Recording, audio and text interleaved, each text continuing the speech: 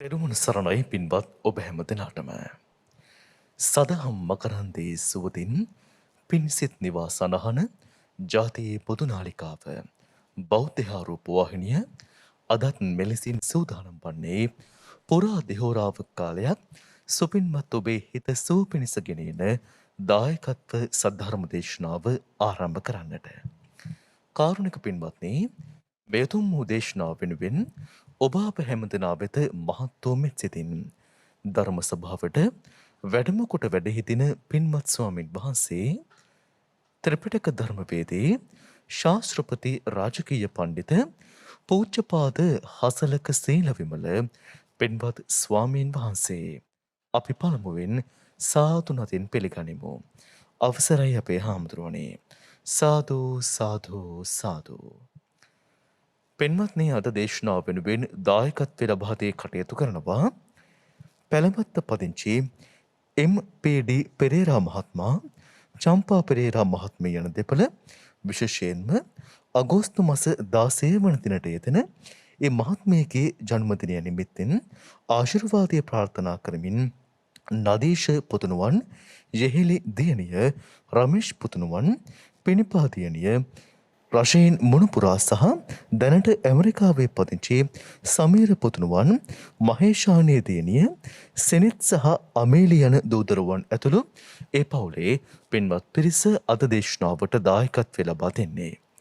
එහෙමනම් අපි හැමදෙනාම සදහ සිතින් තැන්පත්ව ධර්ම ශ්‍රවණය වෙනුවෙන් සූදානම්ව මෙතෙන් සිට මෙතුම් වූ දේශනා පවත්වන්නට පින්වත් ස්වාමීන් වහන්සේට ආරාධනා කරමු.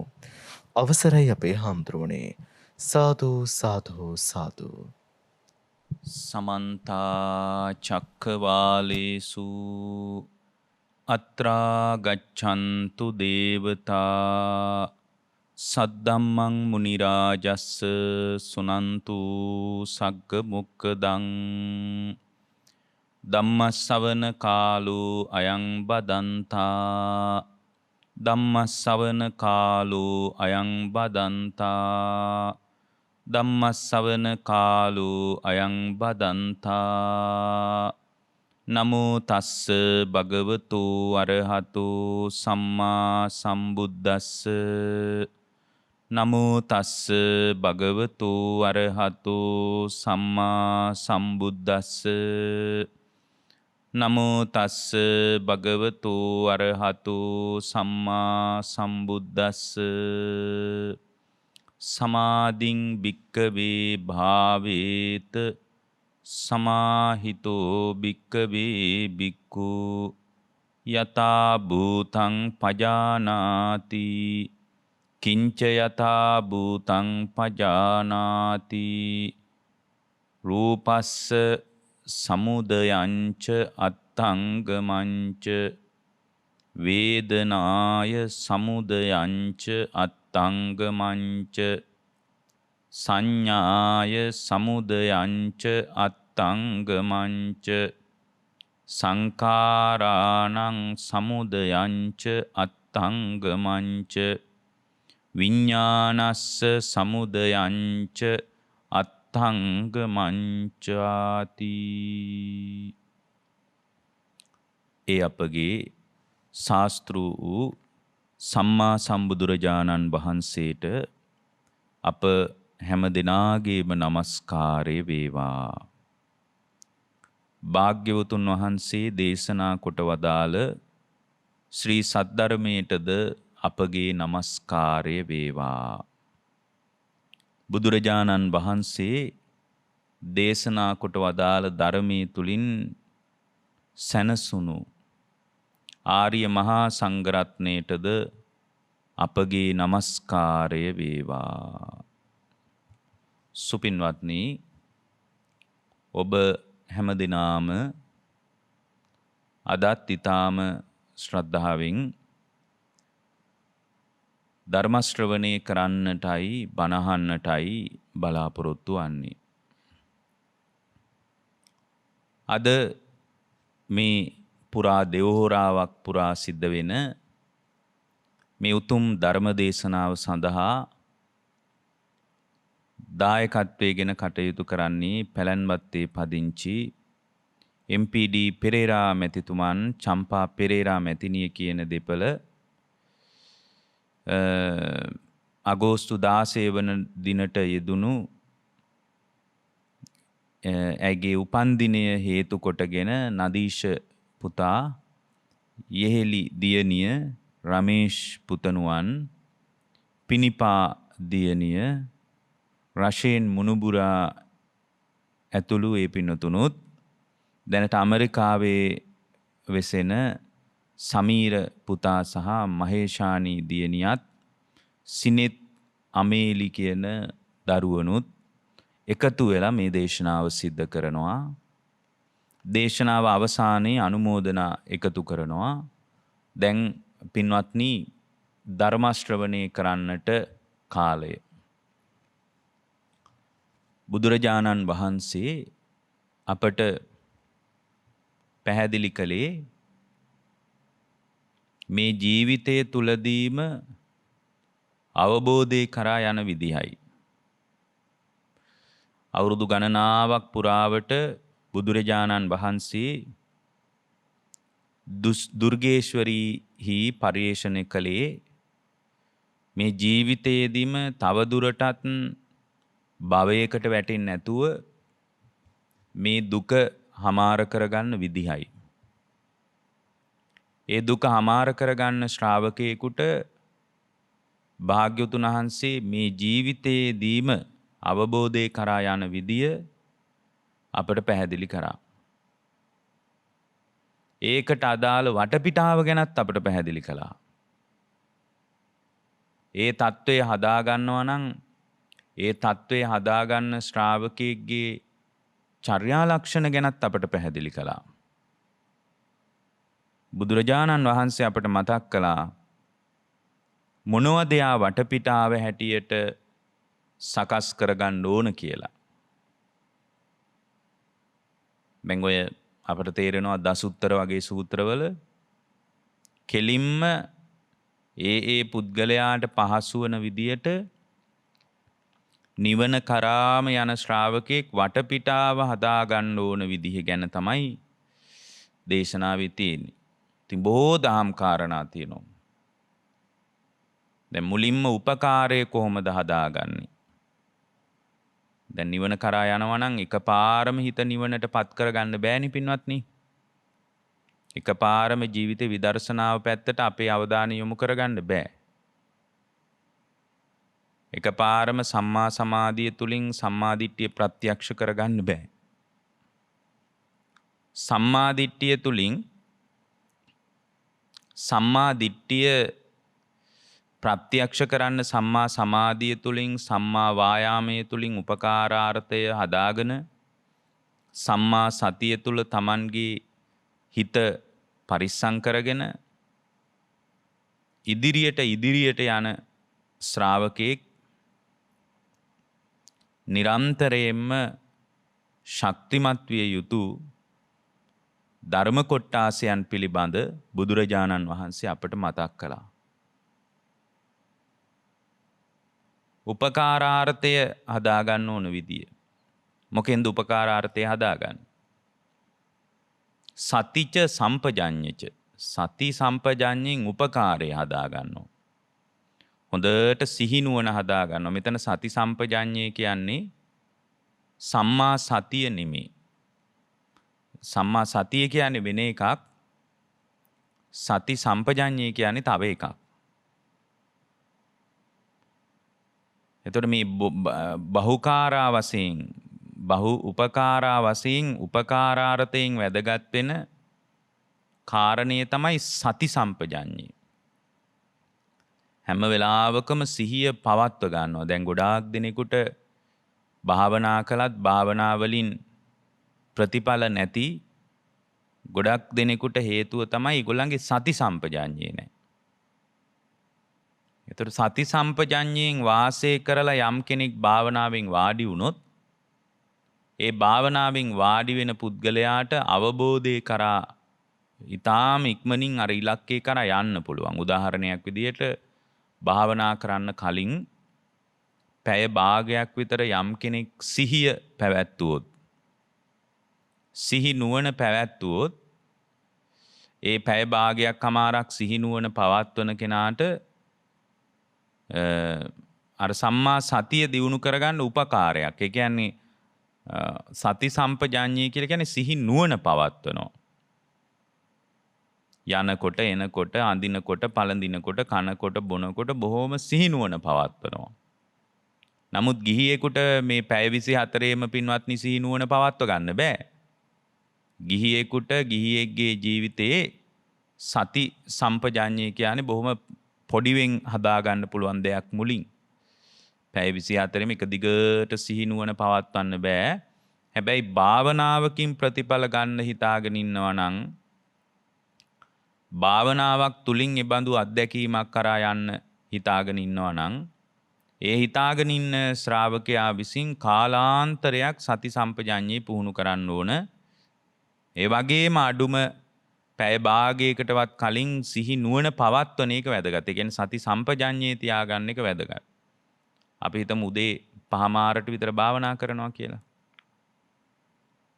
එක්ක ගෙදර එහෙම ඇවිල්ලා සමහර අය නිදා ගන්න කිට්ටු වෙලා ටිකක් භාවනා කරන්න පුළුවන්. එයාට අදාළ විදියට එහෙම සැලැස්මක් හදාගෙන ඉන්නවා කියලා අපි හිතමු. දැන් අපි හිතමු 10ට භාවනා කරනවා. එතකොට එයාට පුළුවන් පැය භාගයක් විතර සති සම්පජාඤ්ඤේ හදාගන්න. ඒක තමයි බොහෝ උපකාර කරන ධර්මයේ නිවනට. පැය භාගයක් විතර සිහි නුවණ පවත්වනවා. පැය භාගයක් විතර සිහි නුවණින්ම වාසය කරනවා. ඒතර සිහි නුවණින් වාසය කරනවා කියන්නේ යා වැසිකිලි කැසිකිලි කරත් බොහෝම සිහියෙන් අසම්මෝහ සම්පජඤ්ඤයකින් කටයුතු කරනවා. විසිරෙන්න නොදී හැම අත්දැකීමක්ම ආගන්තුක වශයෙන් දැකීමින් ආගන්තුක අසම්මෝහ සම්පජඤ්ඤයෙන් වාසය කරනවා. හැම අත්දැකීමක් තුළම ආගන්තුක වෙනවා. හැම වෙලාවකම සිහිය පවත්වනවා. කෑමක් කෑවත් වතුර ටිකක් බිව්වත් ඇවිද්දත් වාඩි වුණත් ඒ හැම වෙලාවකම සිහිය පවත්වලා පැය භාගයක් විතර සිහිය පවත්වලා භාවනාවෙන් වාඩි වෙන්න වෙනදට වඩා විශාල ප්‍රයෝජනයක් විශාල උපකාරයක් ඔබට තියේවි. ඒක තමයි පින්වත්නි අපිට බොහෝ කොට උපකාර වන ධර්මය. Tamanගේ හිත නිවනට පත් කරගන්න අදහස තියෙන ශ්‍රාවකෙක් නම් නිවන ගැන අදහසක් තියෙන ශ්‍රාවකෙක් නම් ඒ ශ්‍රාවකයාට මේ සති සම්පජාඤ්ඤය කියන එක බොහොම වැදගත් දෙයක්. ඊළඟට ඒ සති සම්පජාඤ්ඤය තුල පිහිටා තමයි පින්වත්නි භාවේ තබ්බ වශයෙන් භාවේ තබ්බ කියන්නේ වැඩිමක් වශයෙන් වැඩි යුතු වන්නේ. මොකද්ද වඩන්න ඕන? සමත විපස්සනා. මෙතන සමතේ කියන්නේ ධ්‍යානවලට, විපස්සනාව කියන්නේ මඟඵලවලට. ඉතින් බොහොම කොච්චර පැහැදිලිද බලන්න. ඒකට සමත වශයෙන් යා දියුණු කරනවා ධ්‍යාන. ඊට පස්සේ විපස්සනා වශයෙන් මඟඵල ලබන්න අපිට පුළුවන් අර සප්තානුපස්සනාව පාවිච්චි කරන්න නේ. එතකොට සමතේනුත් අනුග්‍රහය හදා ගන්න ඕන, විපස්සනාව පැත්තෙනුත් අනුග්‍රහය හදා ගන්න ඕන. දැන් මෙතන සමතය කියලා කියන්නේ බොහොම වැදගත් දෙයක්. සමතය කියලා කියන්නේ පින්වත්නි බුදුරජාණන් වහන්සේගේ පණිවිඩය තුලින්ම මතුවෙච්ච එකක් නෙමෙයි මේක. මේක ಭಾರತයේ භාවනාව සම්බන්ධ හැදෑරීමක් තිබ්බ ගුරුකුල අතර තිබුණු දෙයක්. එහෙම නැතු බුදුරජාණන් වහන්සේ හොයාගත් එකක් නෙමෙයි. එතකොට මේ භාවයේ තබ්බ වශයෙන් සමතේ උදව් වෙන්නේ විපස්සනා කරන්න. නමුත් විපස්සනාව කියන එක ලෝකේ කොහෙවත් ඇත්තේ නැහැ. මේ පංචස්කන්ධ ලෝකය විදර්ශනා කරනවා කියලා අපි කතා කරන්නේ. පංචස්කන්ධ ලෝකේ විදර්ශනා කිරීම සම්බන්ධ ලෝකේ කතා බහක් නැහැ.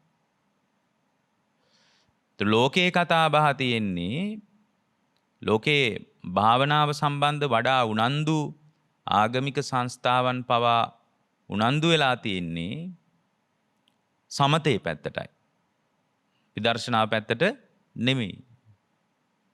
බුදුරජාණන් වහන්සේ වදාලා කතමේ දේ ධම්මා භාවේ තබ්බා භාවේ තබ්බ භාවේ තබ්බ වශයෙන් උපකාරාර්ථයෙන් වැදගත් වෙන්නේ සමතෝච විපස්සනාච. සමතයයි විපස්සනාවයි වඩනවා. හැබැයි උපකාරාර්ථයෙන් අනුග්‍රහය හදාගෙන මොකෙන්ද උපකාරාර්ථය හදාගන්නේ? සතිච සම්පජඤ්ඤයච සති සම්පජඤ්ඤේ. එතකොට සමතය අවශ්‍යමද විපස්සනාවට කියලා කෙනෙක් අහන්නත් පුළුවන්. සමත දැන් මේ දෙක නම් භාවිතා කරන්න ඕන. සමතේ නැතුව විපස්සනා කරන්න බැරිද?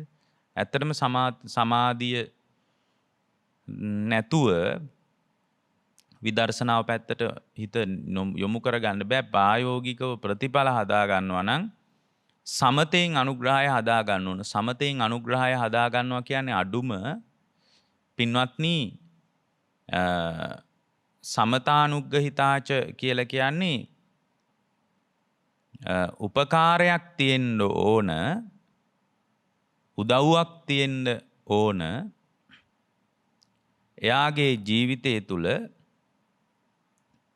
ඒකාන්ත වශයෙන්ම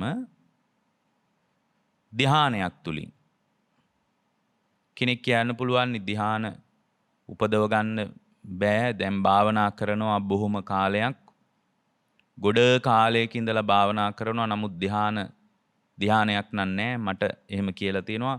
සමහර අවුරුදු 20 25 භාවනා කරන සමහර මිනිස්සු මට කියලා තියෙනවා, හාඳුරනේ ගොඩාක් කාලයක් අවුරුද්දක් දෙකක් නෙමෙයි, අවුරුදු මම දැන් 15ක් 20ක් භාවනා කරනවා. තවමත් මේ අපිට ඔය හිතේ සමාහිත බවක් නම් තියෙනවා. නමුත් පළවෙනි ධ්‍යානෙවත් නැහැ කියලා. ඒකට හේතුව තමයි ධ්‍යානයට අදිෂ්ඨාන කරන්න ඕන. යටත් පිරිසෙන් පළවෙනි ධ්‍යානෙවත් තමයි සමතේ කියන එකෙන් කතා කරන්නේ. හැබැයි පළවෙනි ධ්‍යානෙ නැහැ කියලා යට විදර්ශනා කරන්න බැරි නෑ. පළවෙනි ධ්‍යානයට කිට්ටු වෙච්ච ආධ්‍යාත්මික ස්වභාවයක් හරි හදා ගන්න ඕන. මොකද්ද පළවෙනි ධ්‍යානෙට කිට්ටු වෙච්ච ආධ්‍යාත්මික ස්වභාවය? කිට්ටු වෙච්ච ආධ්‍යාත්මික ස්වභාවය තමයි අපි ඒකට කියන්නේ උපචාර සමාධිය කියලා. ධ්‍යානෙ ලැබලා නැහැ. නමුත් ධ්‍යානෙට කිට්ටු වෙච්ච ස්වභාවයක් තියෙනවා. ධ්‍යානෙට කිට්ටු වෙච්ච මානසික තත්වයක් තියෙනවා. ඒ බඳු තත්වයක් හදා ගන්න ඕන. ඊට පස්සේ එයාට පළවෙනි ධ්‍යානෙන් වාසය කරන්න නම් එයා අදිෂ්ඨාන කරන්න ඕන, මට විනාඩි 15ක් 20ක් පළවෙනි ධ්‍යානෙන් ඉඳ ලැබේවා කියලා අදිෂ්ඨාන කරලා භාවනා කරන්න ඕන. එතකොට පළවෙනි ධ්‍යානෙන් ඉන්න අදිෂ්ඨාන කරලා භාවනා කරන්න කලින් එයා ධ්‍යාන ලක්ෂණ දැනගන්න ඕන. පළවෙනි ධ්‍යානයේ ලක්ෂණ දැනගන්න ඕන. දැන් මොනවද පළවෙනි ධ්‍යානයේ ලක්ෂණ? විතක්ක විචාර පීති සුඛ ඒකාග්‍රතාව සහිතයි පඨම ධ්‍යානය. විතර්ක කියන්නේ මෙයයි, විචාර කියන්නේ මෙයයි, ප්‍රීතිය කියන්නේ මෙයයි, සුඛය කියන්නේ කයට දැනෙන එකක්. විතක්ක විචාර පීති සුඛ ඒකාග්‍රතාව කියලා කියන්නේ අරමුණයි හිතයි වෙන් කරගන්න බෑ. හිත පළවෙනියෙන් උපදිනවද, අරමුණ පළවෙනියෙන් උපදිනවද මොකක්වත් හිතා ගන්න බෑ. එතනම හිතත් සමගම අරමුණත් උපදිනවා. ඒ වගේම හිතත් සමග අරමුණත් නිරුද්ධ වී යනවා. එකටම බද්ධ වෙලා, එකටම සම්බන්ධ වෙලා, එකටම ගැළපීලා යන ධර්ම දෙකක් නේද කියලා දකින්න මේ ධ්‍යාන අංග දැනගන්න ඕනේ. ඊට පස්සේ දැන් අපි හිතමු පළවෙනියෙන් විතර්කයේ මට විනාඩි 15ක් ඉන්න ලැබේවා කියලා ආනාපාන සතිය තුලම අදිෂ්ඨාන කරනවා. ආනාපාන සතිය නම් වඩන්නේ නෙමෙයි නැතුව නෙමෙයි ඕනෑම භාවනාවක් තුල. නමුත් ඊට පස්සේ ආනාපාන සතිය තුලම හිත පිහිටවාගෙන ඉන්නවා. එතකොට එයාගේ හිත විතර්කයට සමවදිනවා විනාඩි 15ක් විතර. ඊපස්සේ විචාර කියලා කියන්නේ අරමුණ හිත පුරාම පැතිරිච්ච ගතියක් තියෙනවා. දැන් භාවනා කරනකොට ආස්වාස ප්‍රාස්වාසයේ හිත පුරාම පැතිරිලා, හිත පුරාම විහිදිලා පැතිරිලා පවතිනවා. ඒතකොට විහිදිලා පැතිරිලා පවතිනකොට එයා අදිෂ්ඨාන කරනවා මට විචාර සුවයෙන් පළවෙනි ධ්‍යානයේ විචාරයෙන් මට මෙපමණ කාලයක් ඉඳ ලැබේවා කියලා අදිෂ්ඨාන කරනවා. ඒ විදියට අදිෂ්ඨාන කළාට පස්සේ යාට ඒ තාක් කාලයක් ਵਿਚාරයෙන් ඉන්න පුළුවන්. විචාරසුවෙන් ඉන්න පුළුවන්. ඊට පස්සේ අදිෂ්ඨාන කරනවා මට විතක්ක ਵਿਚාර දෙකම අත්දකිමින් තවත් විනාඩි 10ක් 15ක් ඉඳ ලැබේවා කියලා අදිෂ්ඨාන කරනවා. නමුත් ආනාපාන සතිය අරමුණේමයි වාසය කරන්නේ. ආස්වාස ප්‍රාස්වාසයේ දිහාමයි බලාගෙන ඉන්නේ. එතකොට ඔන්න ඒ වෙලාවට පින්වත්නි විතක්ක ਵਿਚාර දෙකම අත්දකිමින් වාසය කරන්න. ඔන්න ඔය විදිහට ලස්සන පටිපාටියක් ඒකට තියෙනවා. එහෙම නැතුව ඒවා දන්නේ නැතුව පළවෙනි ධ්‍යානය කියන්නේ මොකක්ද කියලා දන්නේ නැතුව මට පළවෙනි ධ්‍යානෙ නම් නෑ කිව්වට වැඩක් නෑ. ඊළඟට පින්වත්නි පරිඤ්ඤය වශයෙන් කියන්නේ පරිඤ්ඤය වශයෙන් දැන් සම්පූර්ණයෙන්ම සමත විපස්සනා වඩනකොට භාවයේ තබ්බ වශයෙන් පරිඤ්ඤය වශයෙන් යා පිළිසිඳ දැනගන්න ඕන දෙයක් තියෙනවා. මොනවද? අර සමත විපස්සනාව පාවිච්චි කරන්නේ යම් දෙයක් පිළිසිඳ දැනගන්න. මොකක්ද පිළිසිඳ දැනගන්න ඕන? ලෝකය ගැන, පෘථුවිය ගැන, ග්‍රහතාරකා ගැන ඒවා නෙමෙයි. මේ විහාරාංග ගැන, පුද පූජා ගැන, වත් පිළිවෙත් ගැන ඒවා නෙමෙයි. අපි කතා කරන්නේ නිවන ගැන. ඒක මතක තියාගන්න. ඒක අමතක කරන්න එපා. පිළිසිඳ දැනගන්න ඕන දේවල් ටික තමයි නාමංච රූපංච. අන්න සමත විපස්සනාව පාවිච්චි කරන්නේ නාම රූප ධර්මයන් පිළිසිඳ දැනගන්නයි. ඒ නිසා තමයි විදර්ශනා කරන්න ප්‍රථමයෙන් යාට උපදින්නේ. මොකද්ද? එයාට උපදින්නේ මොකද්ද? එයාට උපදින්නේ නාම රූප පරිච්ඡේදක ඥානෙ. නාම රූප පරිච්ඡේදක ඥානෙ. તો නාම රූප පරිච්ඡේදක ඥානෙ කියන්නේ මොකද්ද? නාමයයි රූපයයි වෙන වෙනම හඳුනා ගන්න නුවණ ඥානෙ. නාම රූප පරිච්ඡේදක ඥානෙ කියන්නේ මොකද්ද? නාමය මෙයයි රූපය මෙයයි කියලා හඳුනා ගන්න නුවණ. විදර්ශනා ඥානවල පළවෙනියෙන් හදා ගන්න ඕන එක. නාමය කියන්නේ මෙහෙම එකක්, රූපය කියන්නේ මෙහෙම එකක්. පංචස්කන්ධේම බෙදනවා නාම රූප වලට. රූපය කියන්නේ රූපයට, වේදනා සංඥා සංකාර විඥාන කියන්නේ නාමයට. මේ හැම අත්දැකීමක් තුළම නාම රූප ධර්ම ටිකක් හට ගන්නවා, නිරුද්ධ වෙනවා විනා වෙන මොකක්වත් මෙතන නැහැ. වෙන කිසිම දෙයක් මෙතන නැහැ කියලා යා දැනගන්නවා. එතකොට මේ හැම අත්දැකීමක් තුළම යා නාම රූප වෙන් කරලා දැනගන්න නුවණක් හදා ගන්නවා. දැන් මේ හැම අත්දැකීමක් තුළම නාමය සහ රූපය වෙන වෙනම අඳුන ගන්න ඕන. දැන් මේ බණ ඇහෙන වෙලාවෙත් ඔබ තුල නාම රූප ධර්ම ටිකක් ක්‍රියාත්මක වෙනවා හැර බණ අහන කෙනෙක් හෝ බණ කියන කෙනෙක් ඉන්නවා කියලා දකින්න එපා. ගැඹුරින් මේක මේ වෙලාව පවා මේ බණ ටික ඇහෙන යාමේ පවා යම් කෙනෙකුට විදර්ශනා කරගන්න උවමනා නම් ඒ විදර්ශනා කරන ශ්‍රාවකයා විසින් නාම රූප වෙන වෙනම හඳුනා ගන්න නුවණක් ඒ ශ්‍රාවකයාට තියෙන්න ඕන. ඒ නුවණ ඒ ශ්‍රාවකයාට තියෙන්නම ඕන. දැන් මේ බණ ඇහෙන වෙලාවේ පවා මේ බණ ඇහෙන කන අයිති රූපයට. ශබ්දය අයිති රූපයට. කනයි ශබ්දයයි දෙකම අයිති රූපයට. ඇහැයි රූපයයි දෙකම අයිති රූපයට. එතකොට දැන් මේ වෙලාවේ ඔබට මාව පේනවනේ ගෙදර ඉන්නකොට.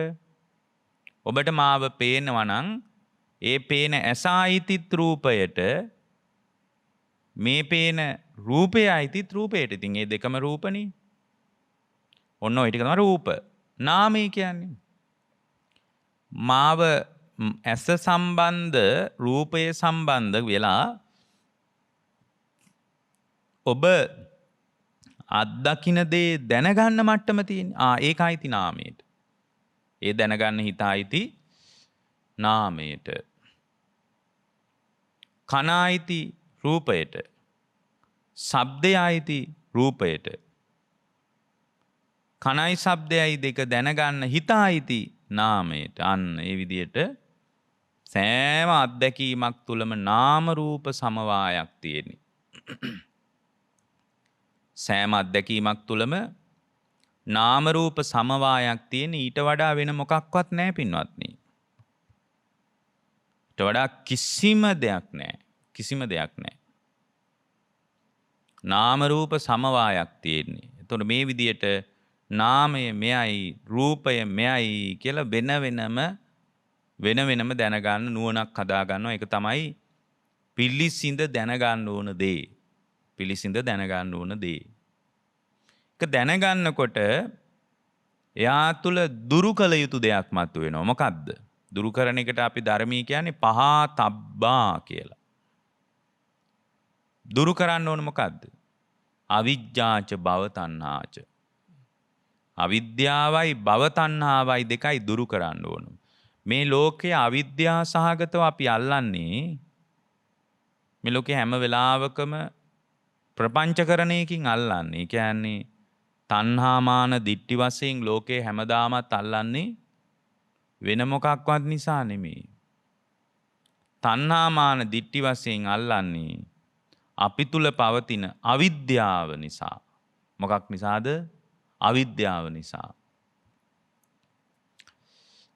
මේ ලෝකේ දුක ගැනත්, දුක ඇති වෙන විදිය ගැනත්, දුක නිරුද්ධ කළ යුතු විදිය ගැනත්, ඒකට අදාළ ප්‍රතිපදාවත් කියන මේ චතුරාර්ය සත්‍ය ධර්මයේ නොදන්නාකම නිසා තමයි හැම වෙලාවකම මේ ලෝකේ මම වශයෙන්, මේ ලෝකය මගේ වශයෙන්, මේ ලෝකේ මගේ ආත්මය වශයෙන් අපි අල්ලන්නේ.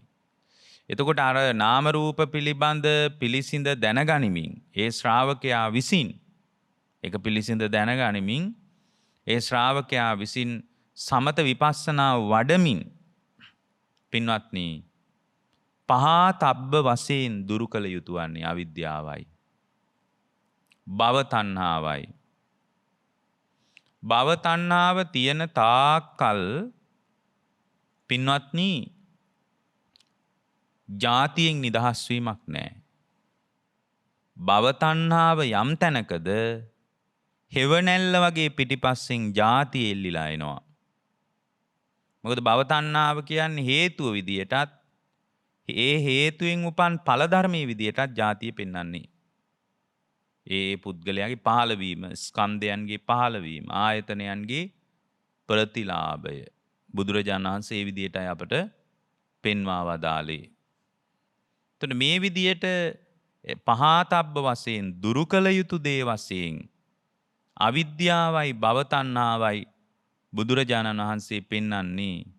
ඒ පෙන්නන කාරණේ මත වාසය කරන කෙනා දැනගන්න ඕන මම කොයි මොහොතේ පිරිහිලා යන්න පුළුවන්ද? ආනාභාගියා කියන්නේ පිරිහීම ඇති වෙන්නේ කොහොමද? පින්වත්නි, පිරිහීම ඇති වෙන්නේ අකීකරු වුණොත්. මෙතන ඔය ධර්මයේ තියෙන දෝව චස්සතාච පාප මිත්තාච කියලා.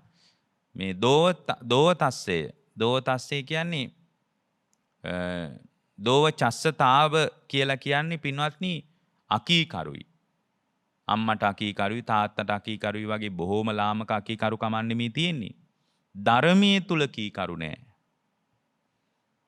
අර අපි කියනවනේ මේ පටිච්ච සමුප්පාද න්‍යාය බැන කීකරු වෙන්න කියලා. නමුත් එයා ඒකට කීකරු නෑ. දෘෂ්ටිය ඍජු නෑ, අකීකරුයි. එබඳු අකීකරු ශ්‍රාවකෙක් නම් ඒ අකීකරු භාවයේ පදනම් කරගෙන එයා තුල හානාභාගියා පිරිහීමක්මයි ඇති වෙන්නේ. පිරිහීමක්මයි ඇති වෙන්නේ. ඊළඟට පාප මිත්තාච, අසත්පුරුෂයාගේ සේවනයේ නිසා ධර්මයේ පිරිහෙන්න පුළුවන්. ඔන්න ඔය ධර්මයක් වැඩක් නැහැ. හොද්දට විඳලා මේ ජීවිතේ ඉන්න ඕන. හොඳ සනීපෙට මේ සැප සම්පත් අපි විඳින්න ඕන. මේවා හොද්දට කාලා බීලා සනීපෙට අපේ ජීවිතේ අපි ගෙවලා දාන්න ඕන. එහෙම කියන අය නැද්ද? ඉන්නවා. ඒතර එහෙම කියලා නිරේට යන අය නැද්ද? ඉන්නවා. බලන්න, යා සමහර ධර්මයේම ඉන්න කෙනෙක් පිරිහෙන්න පුළුවන්. ධර්මයේ ප්‍රතිලාභය හදා ගන්නම කුසලතාවයේ තියෙන කෙනෙක් පිරිහෙන්න පුළුවන්. ඔබ පිරිහෙන වෙලාව හිතා ගන්න බෑ පින්වත්නි. ඔබ පිරිහෙන විදිහ හිතා ගන්න බෑ. ඒ නිසා පිරිහෙන්න එපා. ඒ පිරීම හදන්නේ ධර්මයේ තුල අකීකරුභාවයත් පාප මිත්‍රයත් විසින්. ඒතර යා එතනින් එහෙමනම් යා තුල දියුණුව හැදෙන්නේ කොහොමද? විශේෂ භාගියා විශේෂ දියුණුවක් හැදෙන්නේ කොහොමද?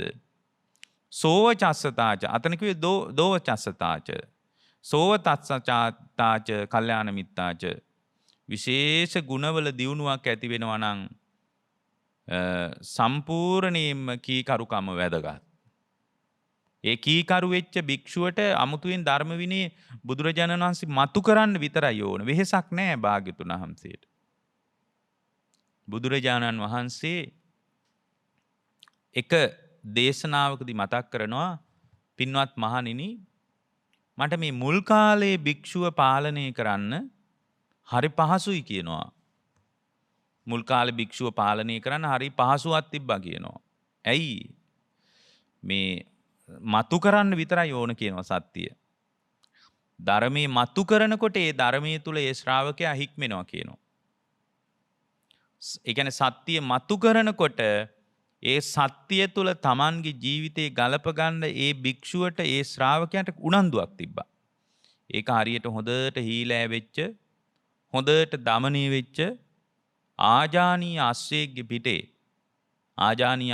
පිටේ මිනිසෙක් නැගලා ඒ ආජානීය අස්සයාගේ පිටේ නැගපු මිනිසයා මේ අස්සයා හොඳට කීකරුයි හික්මිලා ඉන්නේ.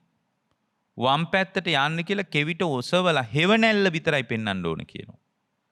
ගහන්න ඕනත් නැහැ. ලොම් වලට පහර දෙන්නත් ඕනේ නැහැ. ඇටවලට වදින්න පහර දෙන්න ඕනත් නැහැ. ඇටකටු වලටම දැනෙන්න පහර දෙන්න ඕනත් නැහැ. හෙවණැල්ල විතරයි කෙවිතෙන් පෙන්වන්න ඕනේ පැත්තට යනවා කියනවා. හේතුව තමයි පින්වත් මහණෙනි. ඒ අස්සයා හොඳට කීකරු වෙලා හික්මිලා ඉන්නේ කියනවා. අන්න ඒ නිසා පින්වත් මහණෙනි මුල් කාලේ භික්ෂුව හරිම කීකරුයි. ඒ නිසා මට හරි පහසුයි කියනවා. මහා අමාරු විඩාබර දෙයක් කරන්න නෑ කියනවා. සත්‍ය මතු කරන්න විතරයි ඕන. මතු කරනකොට ඒ සත්‍ය තුල අවනත වෙනවා. එතකොට එහෙම ගත කරන ජීවිතය තුල කතමේ දේ ධම්මා දුප්පටි විඥා. ඒ කියන්නේ පින්වත්නි දුකසේ අවබෝධ කරන්න ඕන දේ එයා අවබෝධ කරන තැනකට එයාගේ හිත හැදෙනවා. මොකද්ද අපි මේ දුකසේ අවබෝධ කරන්න ඕන දේ මොකද්ද?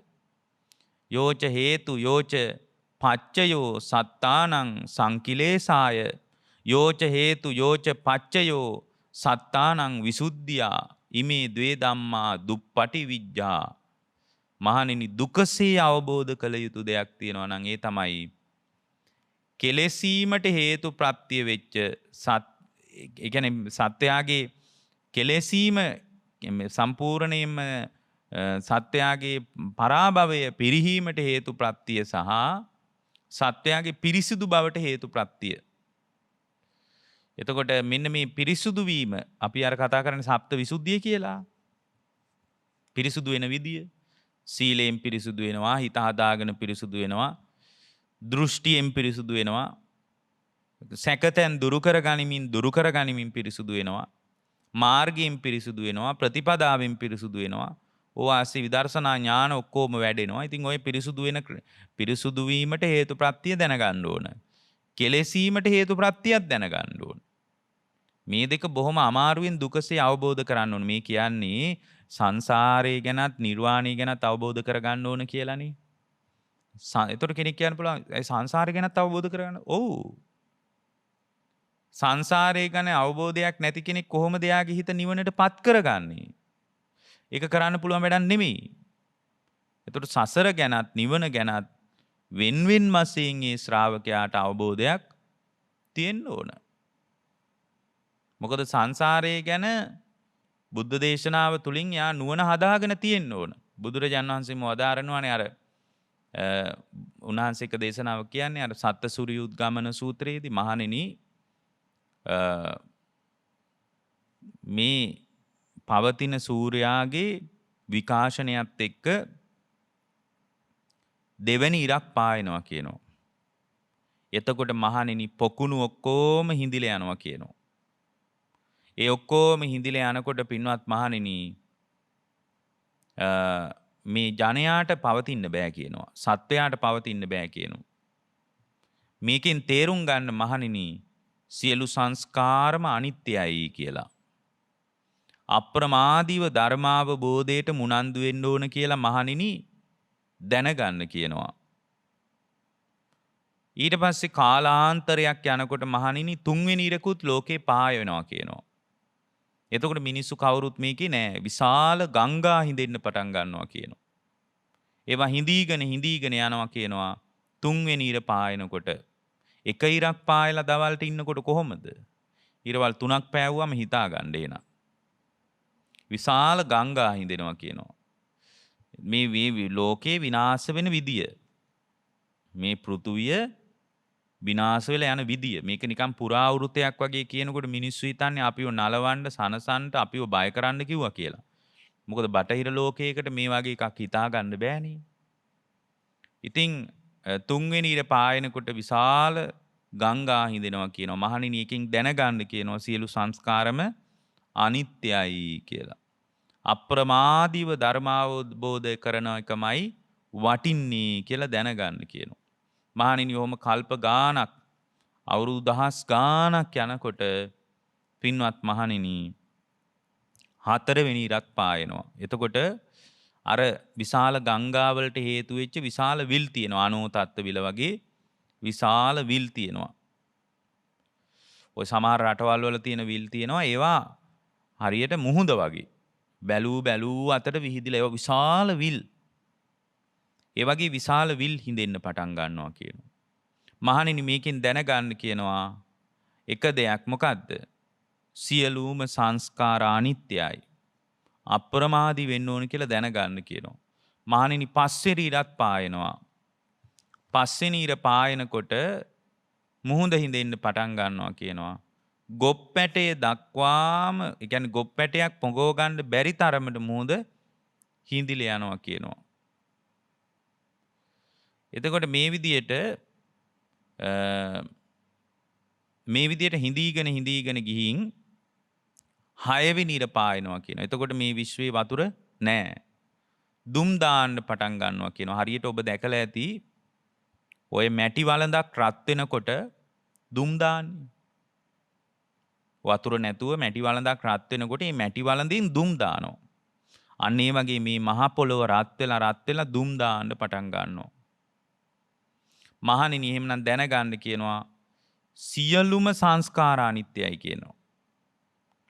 ඊට පස්සේ ওই විදිහට දුම් දදා අවුරුදු දහස් ගාණක් යනවා. දැන් මෙහි කවුරුත් නැහැ. කාලයක් යනකොට පින්වත්නි 7 වෙනි ඉරකුත් පායනවා කියනවා. ඒ 7 වෙනි ඉර පායනකොට පෘථුවිය අලු දූවිලි වෙලා යනවා කියනවා. මෙහෙම එකක් තිබ්බද නැද්ද කියලාවත් හිතන්න බෑ කියනවා. දැන් සමහර අය මේ වගේ කතාවක් බුදුරජාණන් වහන්සේ දා මතක් කරනකොට හරි පුදුමයි. මොකද ලෝකේ සදාකාලිකයි කියලා හිතාගෙන හිටිය මිනිස්සු එදත් හිටියා. අදත් ඉන්නවනේ. එතන මේ විදියට 7 වෙනි ඉර පායනකොට මේක දුම් දාලා පුපුරලා යනවා කියනවා. මහණෙනි මෙහෙම එකක් තිබ්බද නැද්ද කියලාවත් හොයාගන්න බෑ කියනවා. මෙහෙම එකක් තිබ්බද නැද්ද කියන කතාවක් හොයන්න බෑ කියනවා. එතකොට මේ සතුන් ආබස්සර නමින් ආලෝකයේ විහිදෙන සත්තු කොට්ටාසයක් බවට පත් වෙනවා කියනවා. ආලෝකයේ විහිදෙන මේ ආබස්සර කායික ඒක ලෝක ධර්මතාවයක් කියනවා. එතකොට මේ විදියට මහණෙනි මට ඔබට අවශ්‍ය නම් බලන්න බුදුරජාණන් වහන්සේ වදාරන කාරණේ. මට ඔබට අවශ්‍ය නම් මේ පෘථුවිය ගිනිගෙන අලු වෙලා දැවෙන වෙලාව ඔබට කියන්න පුළුවන් කියනවා. මේ පෘථුවිය ගිනිගෙන දැවෙන වෙලාව මට ඔබට කියන්න පුළුවන් කියනවා. හැබැයි මහණෙනි මේ අවිද්‍යාවෙන් වැහුණු තණ්හාවෙන් බැඳුණු අවිද්‍යාවෙන් වැහිලා තණ්හාවෙන් බැඳිලා ඉදිරියට යන සත්වයාගේ දුක කෙලවර වෙනවා කියලා එකක් මට ඒ බුදු ඇසට පේන්නේ නැහැ කියනවා. අන්න බලන්න සංසාරයේ අවදානම. පොඩි අවදානමක්ද? නැහැ. අවිද්‍යාවෙන් වැහුණු තණ්හාවෙන් බැඳුණු සත්වයාගේ දුක කෙලවර වෙනවා කියලා එකක් මට පේන්නේ නැහැ කියනවා. එහෙම එකක් මට පේන්නේ නැහැ කියනවා. එහෙමනම් එකෙන් අපි එකක් තේරුම් ගන්න ඕන මේ සංසාරය ගැනත් අපිට නුවණක් තියෙන්න ඕන. සත්වයාගේ පිරිසුදු බව ගැනත් අපිට දුකසේ අවබෝධ කරගන්නම ඕන. ඊට පස්සේ එතන ඒ වාසය කරන ශ්‍රාවකයා විසින් උපදවා ගන්න ඕන දෙයක් තියෙනවා. ද්වේ ඥානයක්. මොකද්ද? කයේ ඥානං අනුප්පාද ඥානං කියන එක.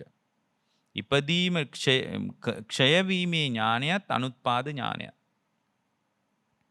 එතකොට මේ ක්ෂය වීමේ ඥානේ අනුපාද ඥානේ උපදව ගත්තොත් ඒ උපදව ගත්ත කෙනාට පින්වත්නි විශේෂ නුවණකින් යමක් දැනගන්න ඕනද? ඒකට කියන්නේ අපි කියන්නේ අභිඤ්ඤය කියලා.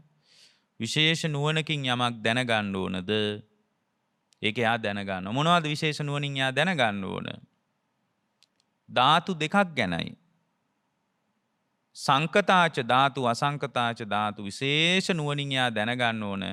සංකත ධාතුව. මොකද්ද සංකත ධාතුව කියන්නේ? පංචස්කන්ධය. සංකත ධාතුව කියන්නේ මොකද්ද? පංචස්කන්ධය. මේක තමයි අවබෝධ කරන්න තියෙන්නේ. අසංකත ධාතුවත් අවබෝධ කරන්න. අසංකත ධාතුවත් මේ පරිඤ්ඤය වශයෙන් විශේෂ නුවණින් දැනගන්න ඕන. මොකද්ද අසංකත ධාතුව කියන්නේ? අසංකත ධාතුව කියන්නේ පංචස්කන්ධෙන් නිදහස් වීම නම් වූ නිර්වාණය.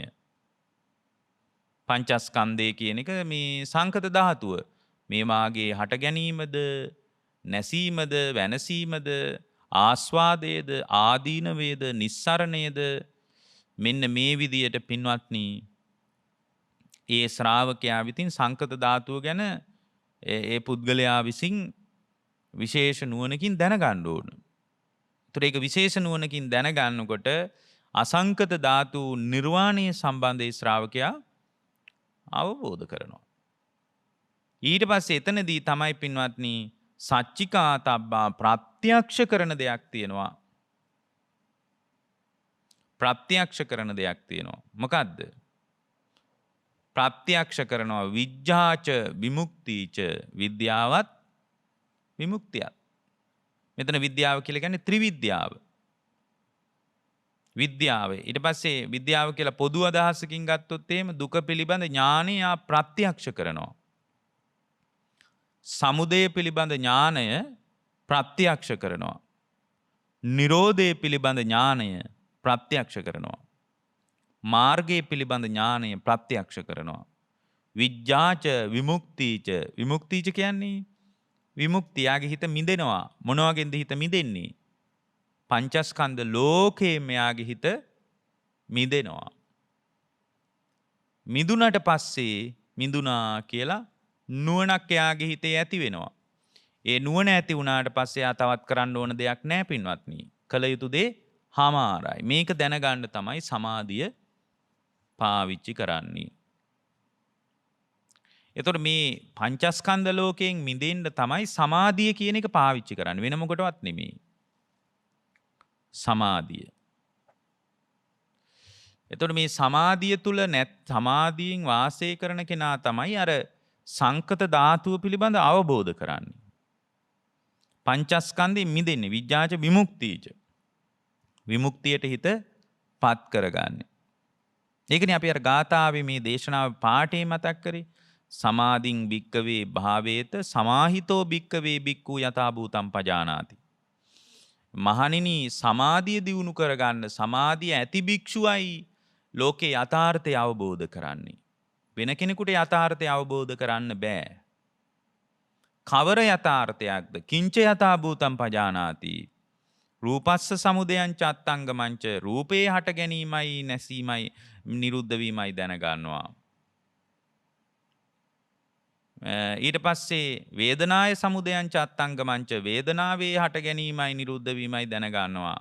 සංඥාය සමුදයං චත්තංගමංච සංඥාවේ හට ගැනීමයි නිරුද්ධ වීමයි දැනගන්නවා. සංකාරාණං සමුදයං චත්තංගමංච සංස්කාරයන්ගේ හට ගැනීමයි නිරුද්ධ වීමයි දැනගන්නවා. විඥානස්ස සමුදයං චත්තංගමංච විඥානයේ හට ගැනීමයි නිරුද්ධ වීමයි දැනගන්නවා.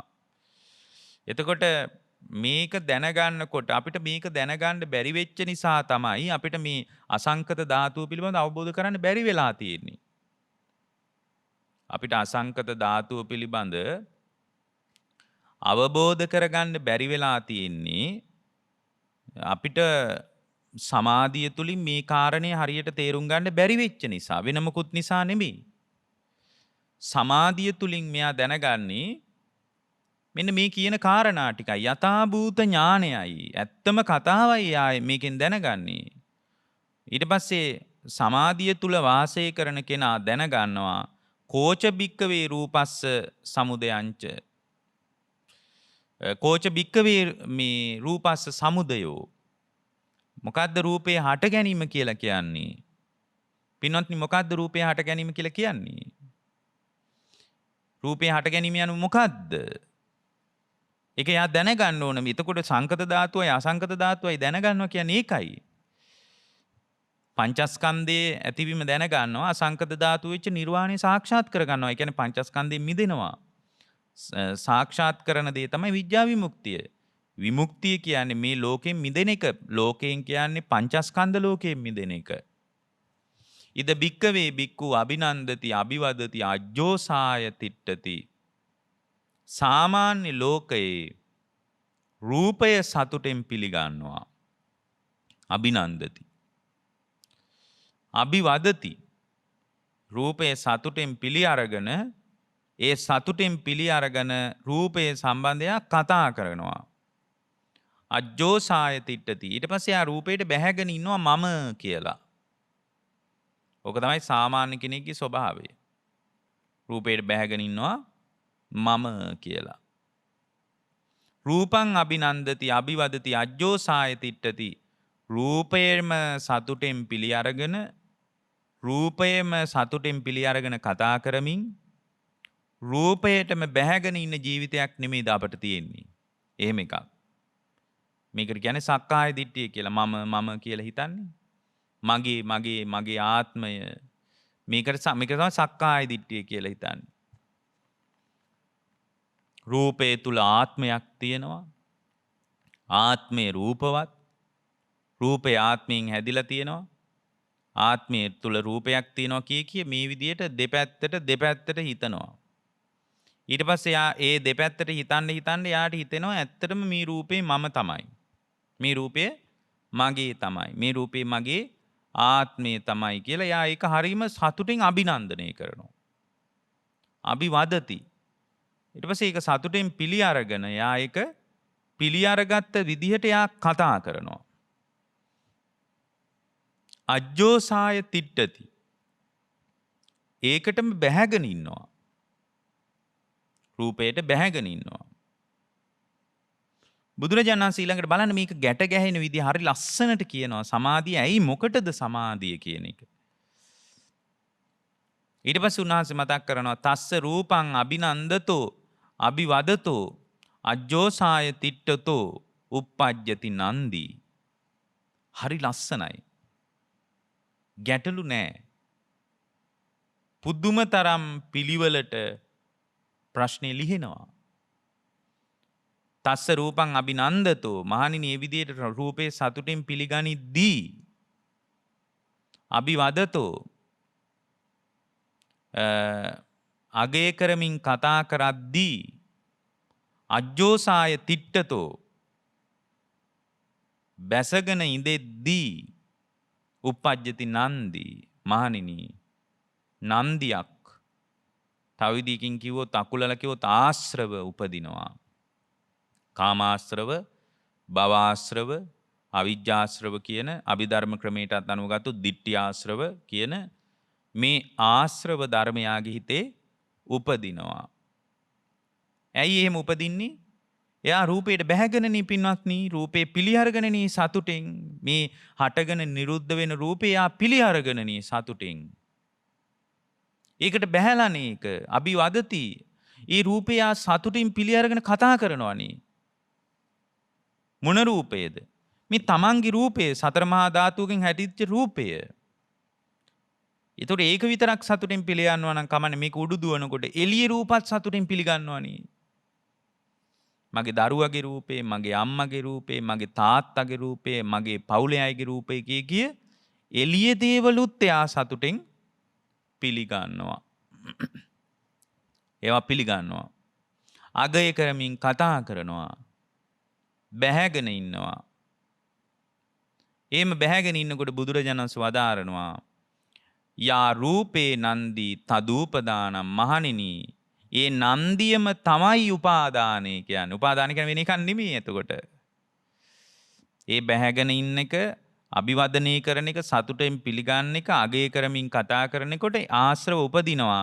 ඒකම තමයි යා රූපේ නන්දි තදූපදානං මහණෙනි. ඒ ආශ්‍රව තියෙනවා නම් ඒ ආශ්‍රව තියෙන එකම තමයි උපාදානය.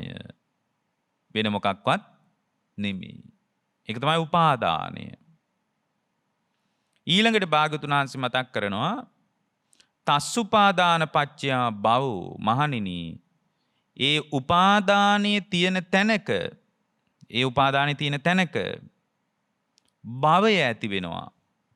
භවය කියන්නේ පින්වත්නි ඒ උපාදානයේ පදනම් කරගෙන එයා සිතින් කයින් වචනින් කර්ම රැස් කරන්නේ නැද්ද? කර්ම රැස් කරනවා. නොයෙක් ආකාරයේ සංස්කාර ධර්මයන් ඒ හිතට ගලාගෙන එනවා. ගලාගෙන එනකොට භවපච්චයා ජාති. ඉතින් සංස්කාර හිතට ගලනකොට විපාක පිණිස කර්ම හැදෙනකොට හැදිච්ච තැන්වල ජාතිය පහළ වෙනවා. භවපච්චයා ජාති. මේක තමයි වේදනාවේ කතාවත්. මේක තමයි සංඥාවේ කතාවත්.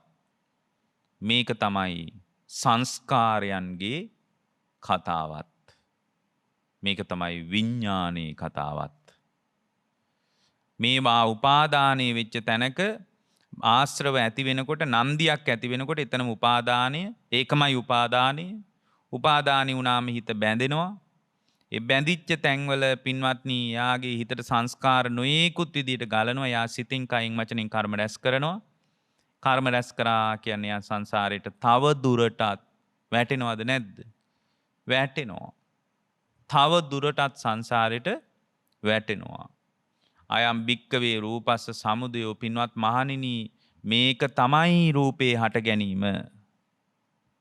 දැන් බලන්න කොච්චර පැහැදිලිද මේ කතාව. අපි මේ අතපොත ගගා හිටියට කෝච භික්කවේ රූපස්ස අත්තංගම මහණෙනි රූපේ නැතිවීම කියන්නේ මොකද්ද? අත්තංගමී කියන්නේ මොකද්ද? දැන් මේක නිරුද්ධ කරන විදියයි මේ ඊළඟට කියන්නේ. දැන් අර අපි ඉස්සල්ලා කියපු විද්‍යා විමුක්තිය සාක්ෂාත් කරන විදියයි මේ කියන්නේ. සංකත ධාතුවත් අසංකත ධාතුවත් අවබෝධ කරගන්න විදියයි දුකසේ අවබෝධ කරන විදියයි මේ කියන්නේ. ඇති වෙන විදිය කිව්වා. එතකොට ඇති වුණේ හේතුඵල සහිතවයි. දෙවියෙක් හැදුවා නෙමෙයි. කෝච භික්කවේ රූපස්ස අත්තංගමෝ මහණෙනි රූපයේ නැතිවීම කියන්නේ කුමක්ද? මහණෙනි රූපේ නැතිවීම කියන්නේ කුමක්ද? ඉද භික්කවේ භික්ඛු නාබිනන්දති නාබිවදති න අජ්ජෝසාය තිට්ඨති. මහණෙනි යම් වෙලාවක ඔන්න බලන්න රූපේ නැතිවීම නිරුද්ධ කරන අර මිදෙන විදිය. විද්‍යා විමුක්තිය සාක්ෂාත් කරන්න ඕන කිව්වනේ. ඒ විද්‍යා විමුක්තිය සාක්ෂාත් කරන විදිය. යම් වෙලාවක රූපය සතුටින් පිළිගන්නේ නැත්තං රූපේ සතුටින් පිළිගන්නේ නැත්තං නාබිනන්දති පිළිගන්නේ එයා. ඇයි? රූපේ හටගෙන නිරුද්ධ වී යන දෙයක් විදියට එයා පිළිගන්නේ. රූපේ හටගෙන නිරුද්ධ වී යන දෙයක් විදියටයි පිළිගන්නේ. නාබි වදති එයා රූපේ සතුටින් පිළි අරගෙන කතා කරන්නේ. කතා කරන්න දෙයක් නැහැනේ. නිරන්තරයෙන් වෙනසෙන රූපයක මොකද්ද පින්වත්නි සතුටින් පිළි අරගෙන කතා කරන්න තියෙන්නේ? මේ රූපය නිරන්තරයෙන්ම නැසිලා වෙනසිලා යන එකක් නම් මේකේ සතුටින් පිළි අරගෙන මොකද්ද කතා කරන්න තියෙන්නේ? මේ ටික ඔක්කොම බෙදුවොත් කොටස් ගානකට මේ රූපේ බෙදුවොත් දැන් බෙද බෙදා ඔය කායानुපස්සනා භාවනාවල මේ ඔක්කොම බෙද බෙදා කතා කරන්නේ වෙන මොකටද? මේ රූපේ හරයක් සාරයක් වටිනාකමක් නিত্য සුඛ ආත්ම වශයෙන් ග්‍රහණය කරගත යුතු සත්‍ය වශයෙන් අපි හිතාගෙන ඉන්න ලෝකයක් නෙමෙයි මේ රූපය කියලා තේරුම් කරන්න තමයි බුදුරජාණන් වහන්සේ මේක බෙදලා පෙන්වන්නේ. එතකොට නාභි වදති මේක බෙද බෙදා බලනකොට නාභි වදති. දැන් රූපේ සතුටෙන් පිළිගන්නේ නාභි වදති. අජ්ජෝසාය තිට්ඨති. ඒ කියන්නේ යා දැන් රූපෙට බැහැගෙන ඉන්නෙත් නෑ. ඇයි ඉතින් නිරන්තරයෙන් වෙනස් වෙලා යන එකක් නේ. බැහැගෙන ඉඳලා වැඩක් නෑනේ. මොහොතක් ගානේ රූපය වෙනස් වෙවි යනවා. නාභි වදති. න අජ්ජෝසාය තිට්ඨති. බැහැගෙන ඉන්න දෙයක් නෑ. ඉතින් බැහැගෙන ඉන්න දෙයක් තියෙන්න එපායයි බහින්න. හටගත්ත රූපේ එතනම නිරුද්ධ වෙලා යනවා නම් වාඩි වෙච්ච මම නෙමෙයි නම් නැගිටින්නේ. ඉතින් මොකද්ද මේ රූපේ ගන්න තියෙන සාරය? බැහැගෙන ඉන්න මොකද්ද තියෙන්නේ? නාජ්ජෝ සායතිෂ්ඨති. ඒ විදියට රූපේ දිහා බැලුවොත් වේදනාව දිහා බැලුවොත් මේ ඔක්කොම කියන්න වෙලාව නෙමෙයි. නමුත් රූප වේදනා සංඥා සංකාර විඥාන කියන පංචස්කන්ධ ලෝකයේම දිහා මේ විදියට බැලුවොත් ඒ බලන කෙනාට දැන් අපි රූපේ පැත්තෙන් විතරක් කතා කරනවා වේදනා සංඥා සංකාර විඥාන වලට ඔබ මේක ගලප ගන්න. තස්ස රූපං නාබිනන්දති අනාබි වදති අනජ්ජෝ සාය තිට්ඨතෝ යා රූපේ නන්දිසා නිරුජ්ජති. රූපේ සතුටෙන් පිළිගන්නේ නැත්තම් සතුටෙන් පිළි අරගෙන කතා කරන්නේ නැත්තම් අපි කියනවට නෙමෙයි තමන්ගේම හිත තුලින් රූපේ කතාව දැනගෙන සතුටෙන් පිළි අරගෙන බැසගෙන කතා කරන්නේ නැත්තම් බැසගෙන ඉන්නෙත් නැත්තම් පින්වත්නි උන්වහන්සේ මතක් කරනවා යා රූපේ නන්දි සානිරුජ්ජති. මහණෙනි එතන රූපය නිරුද්ධ වෙලා යනවා. රූපේ නිරුද්ධයි. තස්ස නන්දි නිරෝධා උපාදාන නිරෝධෝ. මහණෙනි නන්දිය නිරුද්ධ වුණොත් අර ආශ්‍රව නිරුද්ධ වුණොත් ඒකටම තමයි උපාදානයේ බැඳීම නිරුද්ධ වුණා කියලා කියන්නේ. මොකද මේ ඉපදෙන්නේ උපාදානයේ නිසානේ. උපාදාන පත්‍ය භව භව පත්‍ය ජාති කියලානේ කියන්නේ. උපාදාන නිරෝධෝ භව නිරෝධා. උපාදානයේ නිරුද්ධ වෙනකොට මහණෙනි එතන භවය නිරුද්ධයි. භව නිරෝධෝ ජාති නිරෝධා. භවයේ නිරුද්ධ වෙච්ච තැනක ජාතියත් නිරුද්ධයි. මේ විදිහට කියලා භාගතුන් වහන්සේ මතක් කරනවා. අයම් භික්කවේ රූපස් අත්තංගමෝ. මහණෙනි මේක තමයි රූපේ නැතිවීම. මේක තමයි රූපේ නැතිවීම. එතකොට මේ සම්මා සමාධිය කියන්නේ මෙන්න මේ ටික දැනගන්න ස්වභාවයට. ඒකට සමාධිය පාවිච්චි කරන්නේ මෙන්න මේ ටික දැනගන්නයි. ඒකට සමාධිය වඩන හැම කෙනෙක්ම යථාර්ථය අවබෝධ කරන්නේ නැහැ. හැම කෙනෙකුට අවබෝධ කරන්නත් බෑ පින්වත්නි. ඒතර අවබෝධ කරනවා කියන එකයි දැනගන්නවා කියන එකයි දැක ගන්නවා කියන එකයි එකක් නෙමෙයි දෙකක්. දැන ගැනීම සහ දැක ගැනීම කියලා කියන්නේ එකක් කියලා සමහර අය හිතාගෙන ඉන්නවා. ඒ නිසා ඒගොල්ලෝ හිතාගෙන ඉන්නවා බණ අහලා නිවන් දකින්න. බණ අහලා නිවන් දකින්න බෑ පින්වත්නි. අද නම් කොහොමවත් බෑ බණ අහලා නිවන් දකින්න. අද නම් මේ සම්මා සමාධියක උපකාරාර්ථය අතිශයින්ම වැදගත්. අතිශයින්ම වැදගත්. එතකොට මේක දැන් මම කිව්වට නෙමෙයි. අපගේ ශාස්ත්‍රු වූ බුදුරජාණන් වහන්සේ අපට දේශනා කළාට නෙමෙයි. තමන්ගේම సంతానගත අවබෝධයක් බවට අපි මේක පත් කරගන්න ඕන. තමන්ගේම సంతానගත අවබෝධයක් බවට අපි පත් කරගන්න ඕන. එතකොට ඒ අවබෝධයක් බවට පත් කරගත්තාම මේක බුදුරජාණන් වහන්සේගේ අවබෝධය නෙමෙයි අපි දකින්නේ. ඒ අවබෝධය භාග්‍යවතුන් වහන්සේගේ අවබෝධي සීමාවක් නැහෙනි. ඒ අසීමාන්තික අවබෝධයකින් අපිට දේශනා කළා. ඒකට අපි සුතමේ ඥානයක් විදිහට අපි ඒක දියුණු කරගන්නවා. භාග්‍යවතුන් වහන්සේ කිරී අසීමිත ගෞරවයෙන් සුතමේ ඥානයක් විදිහට දියුණු කරගන්නවා. එතකොට මේ දියුණු කරගත්තට මදි. භාවනාමය ඥානෙ උපදින්නේ සම්මා සමාධියත් එක්කයි. සම්මා සමාධියක් නැති තැනක භාවනාමය ඥානයක් උපදින්නේ නැහැ. ඒක මේ සම්මා සමාධියෙන් තමයි තමන්ගේම අවබෝධයක් බවට හදාගන්නේ. කියන්නේ තමන්ගේ හිතින්ම මේ ටික දැක ගන්නවා. කවුරුවත් වෙන කෙනෙක් කිව්වට නෙමෙයි. තමන්ගේම හිතින් දැක ගන්නවා. එක වෙලාවක චිත්ත ගෘහපතියා නිගණ්ඨනාද පුත්තට හම්බ වෙනවා. චිත්ත ගෘහපතියා නිගණ්ඨනාද පුත්තට හම්බ වෙලා නිගණ්ඨනාද පුත්ත සමග කතා බහක් යෙදෙනවා. චිත්ත ගෘහපතියා කියලා කියන්නේ අනාගාමි කෙනෙක්. පිරිමියෙක් නම් මහණෙනි චිත්ත වගේ වෙන්න කියලයි බුදුරජාණන් වහන්සේ වදාළේ. අනේපිඬු සිටුවරයා වගේ වෙන්න කිව්වේ නෑ. අනාගාමි ශ්‍රාවකයෙක්නේ චිත්ත ගෘහපතියා කියන්නේ. චිත්ත වගේ වෙන්න කිව්වේ. දැන් ওই චිත්ත ගෘහපතියාට මේ සම්පූර්ණ නිගණ්ඨනාද පුත්ත අභිමුඛ වුණාම මුණ ගැහුණාට පස්සේ අනේපිඬු සිටුවරයා චිත්ත ගෘහපතියා දෙදෙනා අතර යම් සාකච්ඡාවක් ඇති වෙනවා.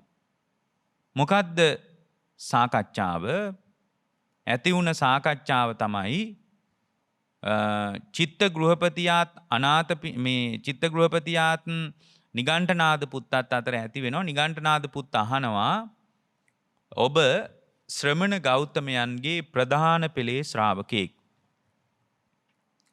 ඔබ ශ්‍රමණ ගෞතමයන්ගේ ප්‍රධාන පෙළේ ශ්‍රාවකයෙක් කියලා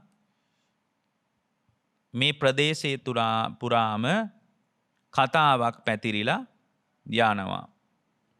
ඔය ශ්‍රමණ ගෞතමයන් වහන්සේ විතක්ක ਵਿਚාර නැති ධානයක් දේශනා කරනවා කියලා අපි අහලා තියෙනවා. එතකොට විතක්ක ਵਿਚාර නැති ධානයක් දේශනා කරනවා කියලා මම අහලා තියෙනවා. එතකොට විතක්ක ਵਿਚාර නැති දේශනාවක් ධානයක් බුදුරජාණන් වහන්සේ දේශනා කරනවා කියලා මම ඕන තරම් අහලා තියෙනවා. ඒ විදිහ එකක් ඔබ විශ්වාස කරනවද? ඔය වගේ කතාවක් ඔබ විශ්වාස කරනවද? දැන් මේ කහන්නේ කාගෙන්ද? අහන්නේ නිගණ්ඨනාද පුත්ත චිත්ත ගෘහපතියාගෙන්. එතකොට චිත්ත ගෘහපතියා කියනවා මම අදහන්නේ නැහැ එහෙම එකක්. විතක්ක ਵਿਚාර නැති ධානයක් දේශනා කරනවා කියලා මං අහන්නේ නැහැ. මම ඒක අදහන්නේ නැහැ කියනවා. මං ඒක විශ්වාස කරන්නෙත් නැහැ කියනවා. එතකොට අර නිගණ්ඨනාද පුත්ත Tamanගේ පිරිස දිහා බලනවා. බල්ලා කියනවා බලලක් පොඩි කටේ කොනකින් ඔච්චමට hina වෙනවා. hina වෙලා කියනවා බලන්න ශ්‍රමණ ගෞතමයන්ගේ ප්‍රධාන පෙළේ ශ්‍රාවකයෙක් කියන කතාව. ශ්‍රමණ බල හරි ලස්සනයි. ශ්‍රමණ ගෞතමයන්ගේ ප්‍රධාන පෙළේ ශ්‍රාවකයෙක් කියන කතාව බලන්න. දැන් මේ බුදුරජාණන් වහන්සේව සරණ ගියා කියලාම කියන එහෙම කීර්තියක් මේ ಭಾರತේ පැතිරිලා යන චිත්ත වගේ කෙනෙක්ම කියනවා ශ්‍රමණ ගෞතමය විතක්ක ਵਿਚාර නැති ධානයක් දේශනා කරනවා කියලා විශ්වාස කරන්නේ නැහැ කියලා. අදහන්නේ නැහැ කියලා. එතකොට නිගණ්ඨනාද පුත්තට චිත්ත ගෘහපතියා කියනවා ඔව් මම විශ්වාස කරන්නේ තමයි. මං ඒ වගේ තත්වයක් විශ්වාස කරන්නේ තමයි. හැබැයි මං අදහන්නෙත් නෑ තමයි. හරි ලස්සනයි. හැබැයි මම ඒක අත්දකින්නවා. විශ්වාස කරන්නෙත් නෑ අදහන්නෙත් නෑ. හැබැයි මං මේ தත්ත්වය අත්දකින්නවා. මං ඒක අත්දකින්න තත්ත්වයක්. ඒ කියන්නේ දැන් මේ අවබෝධය මේ අපි කියන දේවල් අත්දකින්න ඕන. එක එක හාමුදුරු කිව්වට වැඩක් නැහැ. එතකොට ඒ වගේම පින්වත්නි තවත් කෙනෙක් කිව්වට අපිට කිසි තේරුමක් නැහැ මේක. බුදුරජාණන් වහන්සේ දේශනා කරපු දේශනාවේ අපට අනුග්‍රහය තියෙන සුතමේ ඥානයකට විතරයි. එතනින් එහාට භාග්‍යවතුන් වහන්සේට කරලා දෙන්න දෙයක් නැහැ.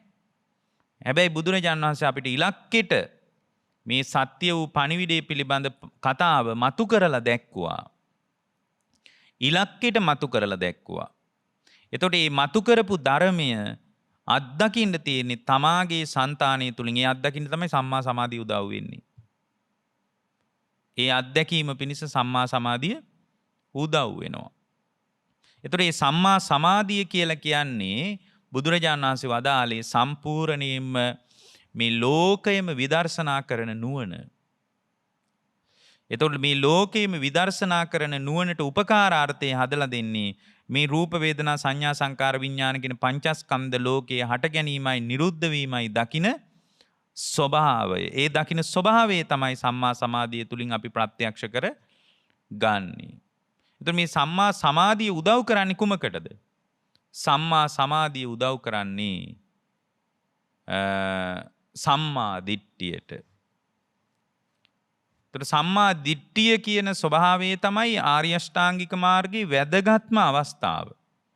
ඔය සම්මා දිට්ඨික සූත්‍රය, මහා චත්තාරීසක සූත්‍රය වගේ දේශනා බලනකොට, දේශනා අහනකොට, දේශනා කියවනකොට තේරෙනවා සම්මා දිට්ඨිය පිණිස තමයි ඊතුරු අංග ඔක්කොම උදව් කරන්න කියලා. එතන සම්මා දිට්ඨිය කියලා කියන්නේ මාර්ගඵලය. එහෙමත් නැත්නම් අරහත්වය. ඒකේ උච්චතම අවස්ථාව. එතකොට මේ උච්චතම අවස්ථාව වෙච්ච ඒකේ ඉහළම අවධිය වෙච්ච සම්මා දිට්ඨිය පිණිස තමයි විමුක්ති පරිපාචනීය ධර්ම විදියට සම්මා සමාධිය උදව් කරන්නේ. සම්මා සමාධිය කියලා දෙනවා තමන්ට ඒත්තු ගන්නනවා సంతానගත අවබෝධයක් බවටම ප්‍රත්‍යක්ෂ කරවනවා මේ පංචස්කන්ධ ලෝකේ හට ගැනීම නිරුද්ධ වීම තුල යථාර්ථය. ඒකයි අපි නිතරම කියන්නේ සමාහිතෝ භික්කවේ යථා භූතම් පජානාති. මහණෙනි සමාහිත වෙච්ච කෙනා විසින් යථාර්ථය අවබෝධ කරනවා. කොහොම කෙනාද යථාර්ථය අවබෝධ කරන්නේ? සමාහිත වෙච්ච කෙනා. එයාට තමයි රූපේ උදේවැය පේන්නේ, වේදනාවේ උදේවැය පේන්නේ, සංඥාවේ උදේවැය පේන්නේ, සංස්කාරයන්ගේ උදේවැය පේන්නේ, විඥානයේ උදේවැය පේන්නේ. එතකොට යථාර්ථය අවබෝධ කරනවා මේවා සදාතනික ධර්ම නෙවෙයි. මේවා හටගෙන නිරුද්ධ වී යන ධර්ම. නිරන්තරයෙන්ම හටගෙන නිරුද්ධ වී යන ධර්ම. මේවා හටගෙන නිරුද්ධ වෙවි යන ධර්ම. ඒක තේරුම් ගන්න ඕන. ඒක තේරුම් ගත්ත කෙනෙකුට මේ අවබෝධය ප්‍රත්‍යක්ෂ කරගන්න පුළුවන්. එතකොට ඒ සම්මා සමාධිය උදව් කරන්නේ අර සම්මා දිට්ඨිය පිණිස, හරි දැකීම පිණිස. සියල්ලම හටගනී, සියල්ලම නිරුද්ධ වේ කියන නුවණ පිණිස. සම්මා සතිය උදව් කරනවා තව දුරටත් කෙලෙස් ධර්ම හිතේ මෝරන්න නොදී, කාමච්ඡන්දයෙන් බැටකන් නැතුව, ව්‍යාපාදයෙන් බැටකන් නැතුව, ඊට පස්සේ තීන මිද්දෙන් හිත බැටකන්ට නොදී, උද්ධච්ච කුක්කුජ්ජ වලින් හිතට බැටකන්ට නොදී, විචිකිච්ඡාවෙන් බැටකන්ට නොදී, හිත පරිස්සම් කරන්නේ, හිත ප්‍රවේශම් කරන්නේ සම්මා සතියෙන්. සම්මා වායාමයේ උදව් කරනවා මේ ඉපදුනේ නැති සෝතාපන්න නම් වූ තත්ත්වයේ කුසලය උපද්දව ගන්න. කුසලයේ කිව්වේ ඒකටයි. උපන්නේ නැති නවමහා විදර්ශනා ඥාන උපද්දව ගැනීම පිණිස සම්මා වායාමය උදව් කරනවා. ඒක ඉපදුනේ නැති තත්ත්වයක්. ඒක උපදවා ගැනීම පිණිස උදව් කරනවා. සෝතාපන්න වෙච්ච ශ්‍රාවකයෙකුට එතනින් එහාට යන්න සම්මා වායාමයේ උදව් කරනවා. නූපන් කුසලයක් එයාට තියෙනවා. මොකද්ද තියෙන්නේ? සකදාගාමීම ඉපදිලා නැහැ. ඒක උපද්දව ගන්න උදව් කරනවා. සකදාගාමී ශ්‍රාවකයෙකුට අනාගාමී නම් වූ මගඵලයේ ඉපදිලා නැහැ. එයාට ඒක නූපන් කුසලයක්. ඒක උපද්දව ගන්න සම්මා වායාමයේ උදව් කරනවා. අනාගාමී ශ්‍රාවකයෙකුට අරහත්වය නම් වූ තත්ත්වයේ ඉපදුනේ නැති කුසලයක් අරහත්වයේ උපදවා ගැනීම පිණිස උදව් කරනවා. එතකොට මෙන්න මේ විදියට බලාගෙන යනකොට මේ විදියට හොඳට විමසලා බලනකොට පින්වත්නි ඒකාන්ත වශයෙන්ම ස්ථීර වශයෙන්ම පින්වත්නි එයාගේ ජීවිතය තුළ අවබෝධය කරා යනවා. අනෙක් සියල්ලුම ආර්ය අෂ්ටාංගික මාර්ගයේ ටිකක් බැහැර ඉඳලා උදව්ව දෙනවා. මූලික පදනමේ හිටයි උදව්ව දෙන්නේ. සම්මා සංකල්පයේ විසින්, සම්මා වාචාව සීලයේ විසින්, සම්මා ආජීවය සීලයට සම්බන්ධයි, සම්මා කම්මන්තයත් සීලයට සම්බන්ධයි. පොදුවේ ගත්තට පස්සේ මේ ඔක්කොම පදනමේ ඉඳලා උදව් කරනවා. හැබැයි කිට්ටුවෙන්ම උදව් කරන විමුක්ති පරිපාචනීය ධර්ම තමයි සම්මා සතියයි, සම්මා සමාධියයි, සම්මා වායාමයයි. ඒ තුල සම්මා දිට්ඨිය ඇති වෙනවා. මේක රේඛීය විදිහටම බලන්නේ නැතුව චක්‍රීය විදිහට ආර්ය අෂ්ටාංග මාර්ගය බැලුවොත් ওই විදිහට තමයි අපිට විස්තර කරගන්න වෙන්නේ. තව දුරටත් මේ පිළිබඳ ගැඹුරු නුවණක් හදා ගන්න ඕන. මේක කෙනෙකුට ප්‍රශ්නයක් වෙන්න පුළුවන්. මේ ආර්ය අෂ්ටාංගික මාර්ගයේ ප්‍රතිපදාව කියන කොහොමද මේකෙන් නිවන කරා හිතපත් කරගන්නේ කියලා. ඔය පත් කරගන්න විදිය දැනගන්නවා නම් මහා චත්තාරීසක සූත්‍රයේ වැනි ඊ타ම සම්මාදිට්ඨිය පිළිබඳ ගැඹුරු දේශනා අධ්‍යයනය කරන්නම වෙනවා. ආර්ය අෂ්ටාංගිකේ මාර්ගයෙන් තොර නිවන කියලා එකක් නැහැ. හැබැයි ආර්ය අෂ්ටාංගික මාර්ගයේ තියෙන්නේ Tamanගේ ජීවිතේ නිකන් මඩේ හිටවපු හින්නක් වගේ නම් පින්වත්නි එතනදී නිවනට හිත පත් කර ගන්නත් බෑ. ඒ පත් කර ගන්නවා කියලා හිතාගෙන ඉන්නවා නම් නිකන් එහෙම මෙහෙම පටලවාගත් ආර්ය අෂ්ටාංගික මාර්ගයක් තුල එයාට කවදාවත් එවැනි තත්වයක් අත්දකින්නත් බෑ. එතකොට මෙතනදී අපි හොඳට තේරුම් ගන්න ඕන මේ විපස්සනාව කියන කාරණේ ජීවිතේ විදර්ශනා කරන එක. ඒක බුදු සමයෙන් තොරව ලෝකේ කිසිම ආගමික මතවාදයක හම්බ වෙන්නේ නැති එකක්. ලෝකේ කිසිම දෙයක හම්බෙන්නේ නැති එකක්.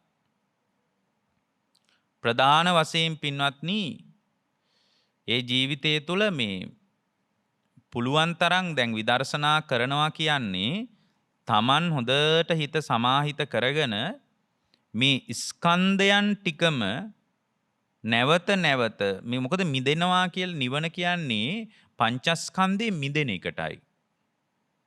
නිවන කියන්නේ වෙන දෙයකට නෙමෙයි. නිවන කියන්නේ පංචස්කන්ධයෙන් හිත මුදවා ගන්න එකටයි. ඒතර පංචස්කන්ධයෙන් හිත මුදවා ගන්නවා නම් පංචස්කන්ධය විපස්සනා කරන විධි ක්‍රම ගණනාවක් හොයා ගන්න පුළුවන්. එතකොට ඔය ඒකේ හරි වැදගත් කොටසක් තමයි අට්ඨාරස විපස්සනාව කියලා අපි කියන්නේ. විපස්සනා භාවනා කළ යුතු ආකාර 18ක් තියෙනවා. නව මහා විදර්ශනාව කියලා තවත් ප්‍රභේදගත වීමක් තියෙනවා. මේ ඔක්කොගේම කතා කරන්නේ මේ රූප වේදනා සංඥා සංකාර විඥාන කියන පංචස්කන්ධ ලෝකයේ අත්දකින්න විදියයි. මේ හැම එකක්ම දකින්නේ සම්මා සමාධියෙන්. ඒකයි අද මේ දේශනාවේ ප්‍රධාන මාතෘකා පාඨයේ විදියට අපි සම්මා සමාධිය ගැන පාඩයක් මතක් කළේ. මොකද මේ ඔක්කොම දකින්න තියෙන්නේ සම්මා සමාධිය තුලින්. ඒක දකින්න ප්‍රධාන ක්‍රමය තමයි ත්‍රිලක්ෂණය. බුදුදහමේ කේන්ද්‍රීය කියවීමක්. මිනිස්සු දැන් අවධානයක් යොමු කරලා තියෙනවා. නමුත් මේක කේන්ද්‍රීය කියවීමක්. කේන්ද්‍රීය විග්‍රහයක්. මේක බොහෝම වැදගත් අවස්ථාවක් බුද්ධ ශ්‍රාවකයෙකුට. මොකද මේ ත්‍රිලක්ෂණය කියන එක ලෝකේ භාග්‍යවතුන් වහන්සේගේ ධර්මයෙන් පිට කොහෙවත් ඇත්තේ නෑ.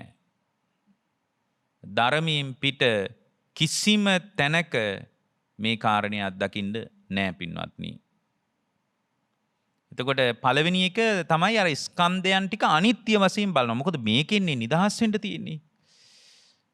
මේ නිවන කියන්නේ මේ ලෝකයෙන් නිදහස් වෙනවා කියලා කියන්නේ තමන්ගේ ලෝකයෙන් සහ බාහිර ලෝකෙන් නිදහස් වෙනවා කියන එක.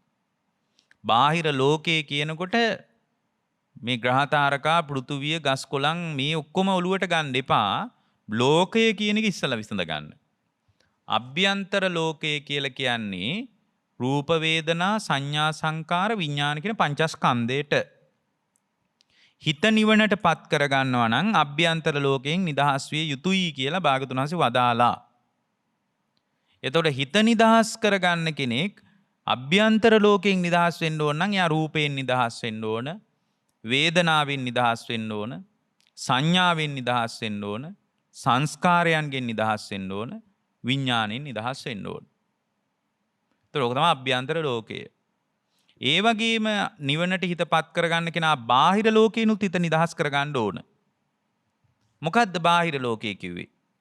ඇසට පේන රූපය, කනට ඇහෙන ශබ්දය, නාසයට දැනෙන ගඳ සුවඳ, දිවට දැනෙන රසය, කයට දැනෙන පහස, මනසට දැනෙන අරමුණු. මේක තමයි බාහිර ලෝකය. මේ ඔබේ ලෝකය කියලා කතා කරන්නේ ඔච්චරයි. ඔයිට වඩා ලෝකෙ මොකක්වත් තියනවද කියලා කියන්න බලන්න. නෑ. ඉතින් මේ ටිකෙන් නිදහස් වෙනවා නම් Tamanගේ පංචස්කන්ධ ලෝකයෙන් නිදහස් වුණාට පස්සේ එයාට යාගේ හිත විමුක්ත ස්වභාවයට, මිදුණු ස්වභාවයට පත් කරගන්න පුළුවන්. එවැනි මිදීමක් අත්දැකපු ශ්‍රාවකෙක් තවදුරටත් උපතක් කරා යන්නේ නෑ. තවත් දුරටත් උපතක් කරා යන්නේ නෑ. ඒතකොට එයාගේ විදර්ශනා කරන එක්තරා පටිපාටියක් තමයි ඔය මම මුලින් කිව්වේ අට්ඨාරස විපස්සනාව කියලා. 18කට බලනවා. ප්‍රධාන තුන තමයි අනිත්‍ය අනිච්චානුපස්සනා, දුක්ඛානුපස්සනා, අනාත්තානුපස්සනා කියලා කිව්වේ. එතකොට මේ ප්‍රධාන කාරණා අනිච්චානුපස්සනා, දුක්ඛානුපස්සනා, අනාත්තානුපස්සනා කියන මේ තුනේම විවිධ බෙදීම් විදියට තමයි ඊතුරු කාරණා පින්වත්නි 15ම පෙන්වන්නේ. ඊතුරු කාරණා 15ම මේකෙම විවිධාකාර සියුම් භාවයන් තමයි ධර්මයේ පැහැදිලි වෙන්නේ. දැන් අනිච්චානුපස්සනාව වඩන්නේ දැන් අනිත්‍ය වශයෙන් වඩන්නේ අනිච්චානුපස්සම් භාවින්තෝ නිත්‍ය සංඥම් පජහති. අපිට තියෙනවා මේ ස්කන්ධයන් පිළිබඳ නිත්‍ය සංඥාවක්. මේවා පිළිබඳ නිත්‍ය සංඥාවක් අපිට තියෙනවා. එතකොට මේ නිත්‍ය සංඥාව මේක නිකන් ස්ථිරයි වගේ එකක් අපේ ඔළුවේ වැඩ කරනවා. ඒ ඔළුවේ වැඩ කරන ගතිය නිසාම යා මේ රූපය අනවශ්‍ය විදියට නඩත්තු කරනවා. අනවශ්‍ය විදියට නඩත්තු කරනවා. නමුත් ඒ නඩත්තු කිරීම අස්සේම පේන්නේ අනිත්‍යතාවය. නමුත් මේ මෝඩ මිනිස්යාගේ අවිද්‍යාසගත කල්පනාවට මේ කාරණය පේන්නේ නැහැ. මේක යාට තේරෙන්නේ නැහැ. ඒතර යාට තේරෙන්නේ නැත්තේ එයා තුල පවතින නිත්‍ය සංඥාවක්. මෙන්න මේ නිත්‍ය සංඥාව බැහැර කර ගන්නවා නම් මොකක් හරි මේක දුරු කර ගන්න ඕන කියලා හිතේ අදහසක් තියනවා නම් ඒ නිත්‍ය සංඥාව බැහැර කර ගන්න මිනිසයා විසින් ස්ථීර වශයෙන්ම පින්වත්නි ඒකාන්ත වශයෙන්ම මේ අනිච්චානුපස්සනාවෙන් Tamanගේ ස්කන්ධ ලෝකේ දිහා බලන්න ඕන. Tamanගේ ස්කන්ධ ලෝකේ විතරක් නෙමෙයි බාහිර සවිඥානික කයවල් දිහාත් බලන්න ඕන. හැබැයි එකක් මතක තියාගන්න. අවිඥානික දේවල් දිහා නෙමෙයි. ගෙදර දිහා, කාර් එක දිහා, රත්තරන් බඩු දිහා, සාරි දිහා, අල්මාරි දිහා, ඇඳපුටු මේස දිහා, කුඹුර දිහා, ඉඩම දිහා, පොල්ගස් දිහා බලන්නේ. සවිඥානික කයවල් දිහා විතරයි මේ විදිහට විදර්ශනා කරන්නේ. අජ්ජත් වශයෙන්ුත් බලනවා, ඇතුලේ පංචස්කන්ධ ලෝකයක් බලනවා. බාහිද්ද වශයෙන් බලනවා මේ මගේ දරුවා, මගේ බිරිඳ, මගේ අම්මා, මගේ තාත්තා, මගේ දුව, මගේ පුතා. මේ විදියට පින්වත්නි බාහිර ලෝකයේ පංචස්කන්ධයන් පිළිබඳවත් අපිට නිකන් අපේ මනස තුල නිරන්තරයෙන්ම හැප්පෙන ගතියක් තියෙනවනේ. මම මගේ ආත්මය කියලා පොඩි නිත්‍ය ගතියක් තියෙනවනේ එළියේ දේවලුත්. එතකොට අජ්ජත් බහිද්ද වශයෙන් දෙපැත්තට බලන්නේ සවිඥානික කයවල් දිහා. එතකොට තමයි යා තුල නිත්‍ය සංඥාව බැහැර වෙලා නැහැ. ඒක තමයි පළවෙනියෙන් කරන්න ඕන. අනිච්චානුපස්සම් භාවින්තෝ නිත්‍ය සංඥම් පජහති. අනිත්‍යානුපස්සනාව අනිත්‍ය වශයෙන් රූපය වේදනාව සංඥාව සංකාර විඥානෙ දිහා බලනකොට එයාට තමා තුළ නිත්‍ය සංඥාව බැහැර වෙලා යනවා. තමා තුළ නිත්‍ය සංඥාව බැහැර වුණාටම මදි. තමන් තුළ නිත්‍ය සංඥාව බැහැර වුණාට මදි.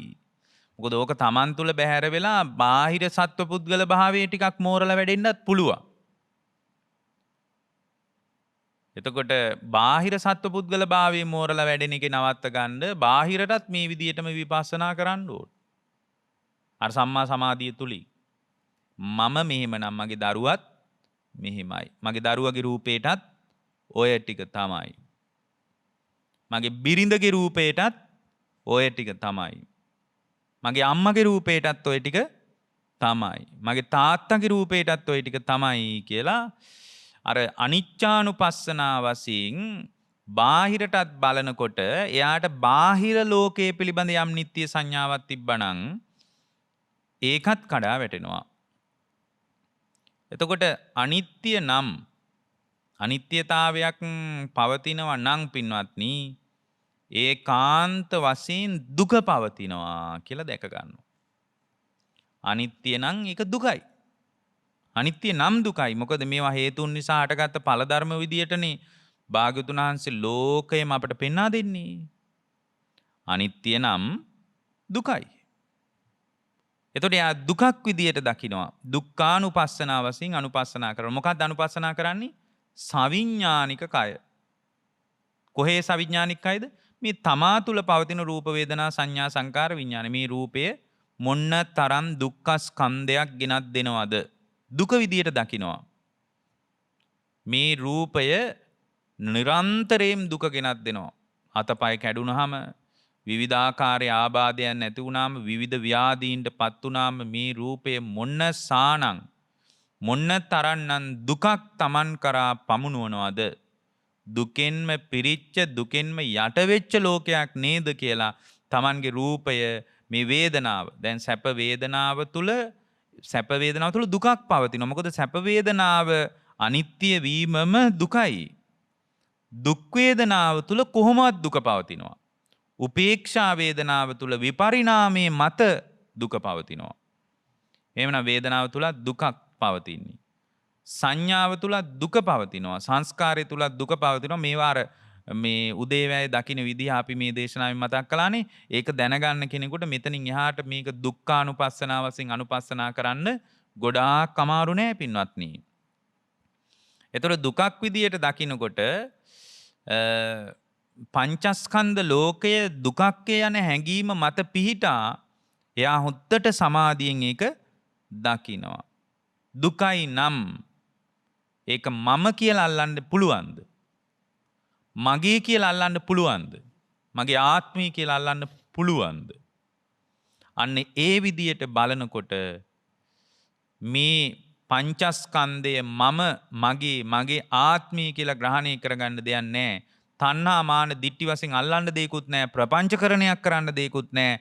නිරන්තරයෙන් මේ අනාත්ම ස්වභාවයට අයිති මම මගේ ආත්මය කියලා කොයි කෑල්ලද ගන්න පුළුවන්. මේ රූපේ ගමුකෝ උදාහරණයක් විදියට. දැන් රූපය විසුරුවනවා.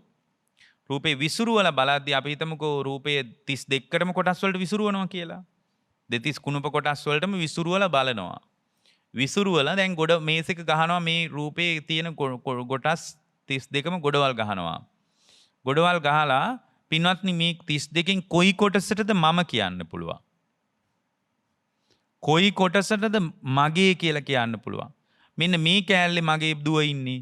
මේ කෑල්ලේ මගේ පුතා ඉන්නේ. මේ කෑල්ලේ තමයි අපේ අම්මා ඉන්නේ කියලා හිම පුළුවන්ද කියන්න බෑ. මේ ටික එකතු වෙච්ච තැනක මම මගේ ආත්මය කියලා මං අවිද්‍යා සහගතව ලෝකේ ඇල්ලුවාට සැබෑවටම මම වශයෙන් මගේ වශයෙන් මගේ ආත්මය වශයෙන් අල්ලන්න දෙයක් නැහැ. නිරන්තරයෙන්ම අනාත්මයි කියලා අනත්තානුපස්සනාව වශයෙන් අනුපස්සනා කරනවා. එතකොට මේ අනත්තානුපස්සනාව විදිහට දකිනකොට පින්වත්නි යා ඊට පස්සේ නිබ්බිදානුපස්සනාව වශයෙන් අනුපස්සනා කරනවා. නිබ්බිදානුපස්සනා කියන්නේ කලකිරිය යුතු දෙයක් මේක. රූපය කියන්නේ මේ බොහොම සතුටින් පිළි අරගෙන කතා කරන්න පුළුවන් දෙයක් නෙමෙයි. රූපය කියන්නේ කලකිරෙන්න ඕන දෙයක්.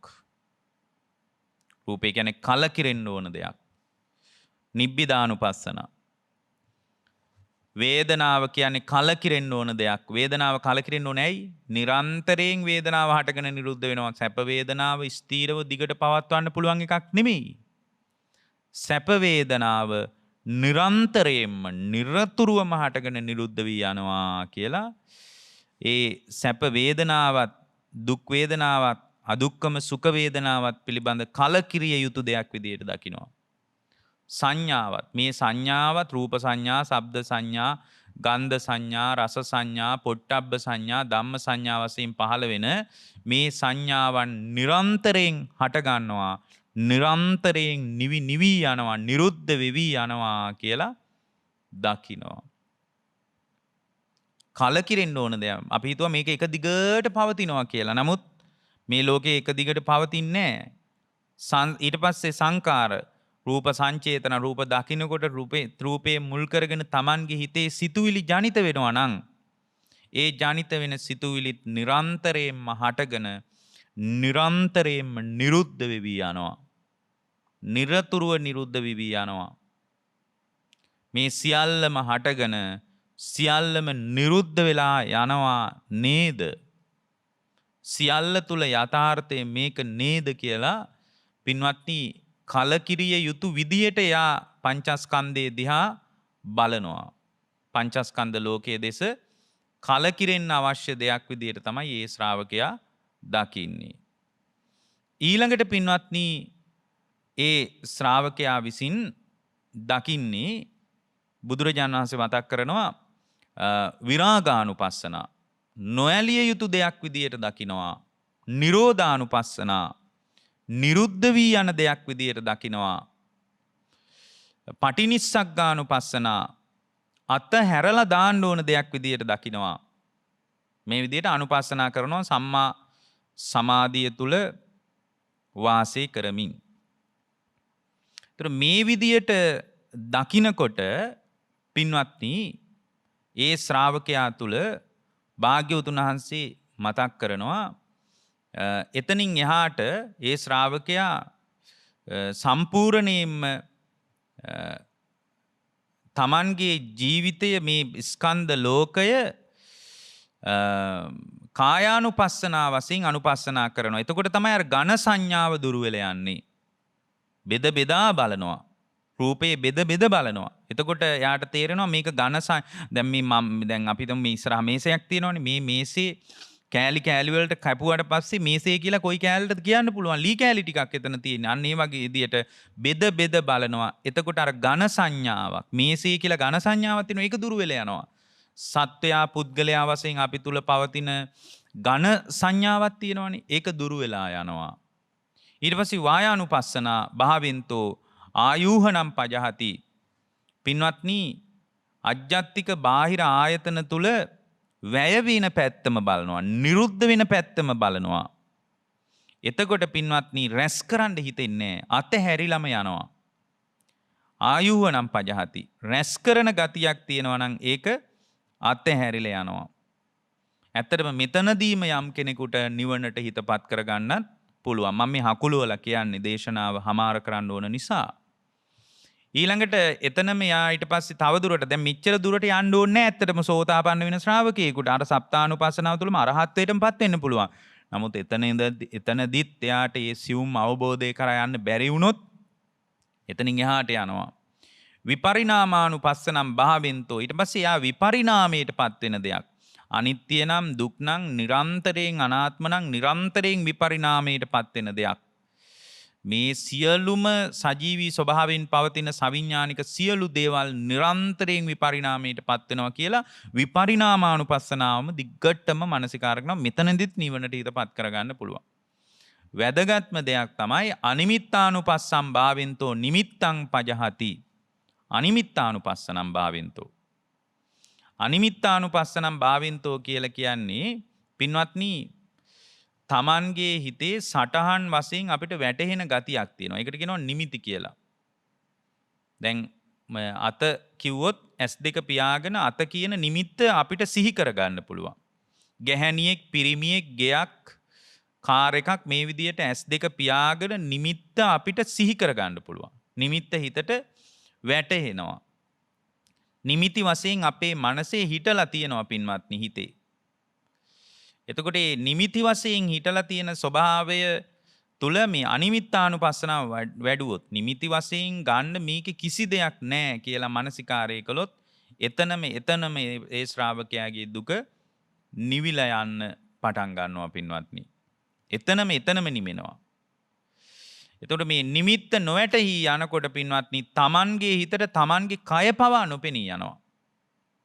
පෙන පිඬක් අල්ලන්න බෑ වගේ නිමිත්තක් වශයෙන් මේක කොහෙද අල්ලන්න තියෙන්නේ මොකක්ද අල්ලන්න තියෙන්නේ කියලා තමන්ට තේරෙන්න පටන් ගන්නවා. ඇත්තටම සෝතාපන්න වුණත් අනිමිත්තානුපස්සනාව වැඩුවේ නැත්නම් එයාට අරහත්ත්වයටපත් වෙන්න බෑ. එතනින් එහාට අපනිහිතානුපස්සින් භාවෙන්තෝ පනිදින් පජහති අපනිහිතානුපස්සින් භාවෙන්තෝ. පින්වත්නි මේ හිතේ තියෙනවා සතුටින් ප්‍රාර්ථනා කරන ගතියක්. රූපේ ප්‍රාර්ථනා කරනවා, වේදනාව ප්‍රාර්ථනා කරනවා, සංඥාව ප්‍රාර්ථනා කරනවා, සංස්කාර ප්‍රාර්ථනා කරනවා. මේ විදිහට අපේ හිතේ ප්‍රාර්ථනා කරන ගතියක් තියෙනවා. භවයේ ප්‍රාර්ථනා කරනවා. පින්වත්නි මේ සතුටින් ප්‍රාර්ථනා කරන ගතියක් තියෙනවා නම් ඒ පනිදිය අපනිහිතානුපස්සනාව මොනවද මේකේ ප්‍රාර්ථනා කරන්න තියෙන්නේ? නිරන්තරයෙන් ඇති වෙලා නැති වෙලා යනවා නම් අවිද්‍යාව නිසාමයි ප්‍රාර්ථනා කරන්නේ. අවිද්‍යාව දුරු කරගන්න තැනක ප්‍රාර්ථනා කරන්න දෙයක් නැහැ. බිය විය යුතු දෙයක්. භවයේ ප්‍රාර්ථනා කිරීමක් පේන මානෙකවත් නැතුව සම්පූර්ණයෙන් මොහොතක්වත් රූප ලෝකේවත් අරූප ලෝකේවත් දිව්‍ය ලෝකේවත් කොහෙවත් ප්‍රාර්ථනා කළ යුතු දෙයක් නැහැ කියලා අපනිහිතානුපස්සනාව භාවිතා කරද්දී හොඳට හිතෙන් සමාධියෙන් දකිද්දි එතනම යා නිවෙන්න පටන් ගන්නවා.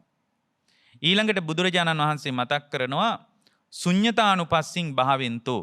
ශුඤ්ඤතානුපස්සනාව යම් ශ්‍රාවකෙක් වැඩුවොත් ඒ ශුඤ්ඤතානුපස්සනාව වඩාගෙන ඉස්සරහට යනකොට ඒ ශ්‍රාවකයාගේ ජීවිතය තුල ඒ ශුඤ්ඤතානුපස්සනාව ඉස්සරහට වඩනකොට ඒ ශුඤ්ඤතානුපස්සනාව වඩාගෙන යනකොට අත්තාබිනිවේසං පජහති. අත්තාබිනිවේසං පජහති. මේ ආත්මය කියලා බැසගෙන ඉන්න ගතියක් තියෙනවා අපේ. ඒකට බැහැගෙන ඉන්න ගතියක් තියෙනවා. දැන් කෙනෙක් කියන්න පුළුවන් දැන් මේ විදියටම මුලින් සප්තානුපස්සනාවත් කරලා කොහොමද සප්තානුපස්සනාව කළේ? සප්තානුපස්සනාව පින්වත්නි අපි කළේ අනිත්‍ය වශයෙන් අනිච්චානුපස්සනා, දුක් වශයෙන් දුක්ඛානුපස්සනා, අනිච්චානුපස්සනා, දුක්ඛානුපස්සනා, අනාත්තානුපස්සනා අනාත්ම වශයෙන්, නිබ්බිදානුපස්සනා කල්ලකිරිය යුතු දෙයක් වශයෙන්, විරාගානුපස්සනා නොඇලිය යුතු දෙයක් වශයෙන් ස්කන්ධයන් නිරන්තරයෙන්ම නොඇලිය යුතු දෙයක්. මේක නම් මොහොතක්වත් ඇලෙන්න හොඳ දෙයක් නෙමෙයි කියලා නොඇලිය යුතු දෙයක් වශයෙන්, නිරෝධානුපස්සනා නිරන්තරයෙන්ම නිරුද්ධ වෙවි යන දෙයක් වශයෙන් හටගත්තට වඩා වැඩි වේගයකින් නිරුද්ධ වෙනවා. ඒ කියන්නේ පින්වත්නි හට ගැනීමේ ධාරිතාවයට වඩා නිරුද්ධ වීමේ ධාරිතාවය වැඩි. හට ගන්නවට වඩා වේගයෙන් ලෝකේ නිරුද්ධ වෙලා යනවා.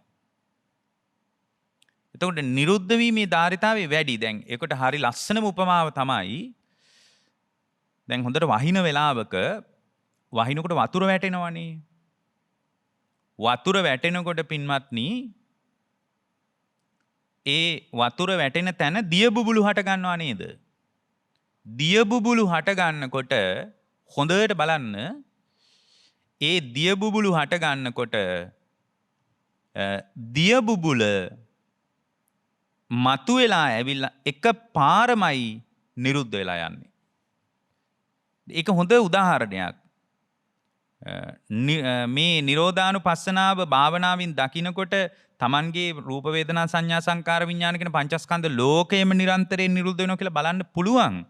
නමුත් ඒක වඩන්නේ නැති කෙනෙකුට ඒ ස්වභාවයේ තේරුම් ගන්න හොඳ අවස්ථාවක් තමයි පින්වත්නි ඊටාම ඉක්මනින් හට ගන්නවට වඩා වැඩි වේගයකින් මේ මුළු ලෝකයම නිරුද්ධ වෙලා යනවා. මොන ලෝකයේද? Tamanගේ පංචස්කන්ධ ලෝකය.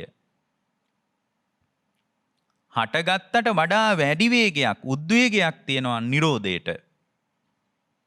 ඊටාම වේගයකින් නිරුද්ධ වෙලා යනවා.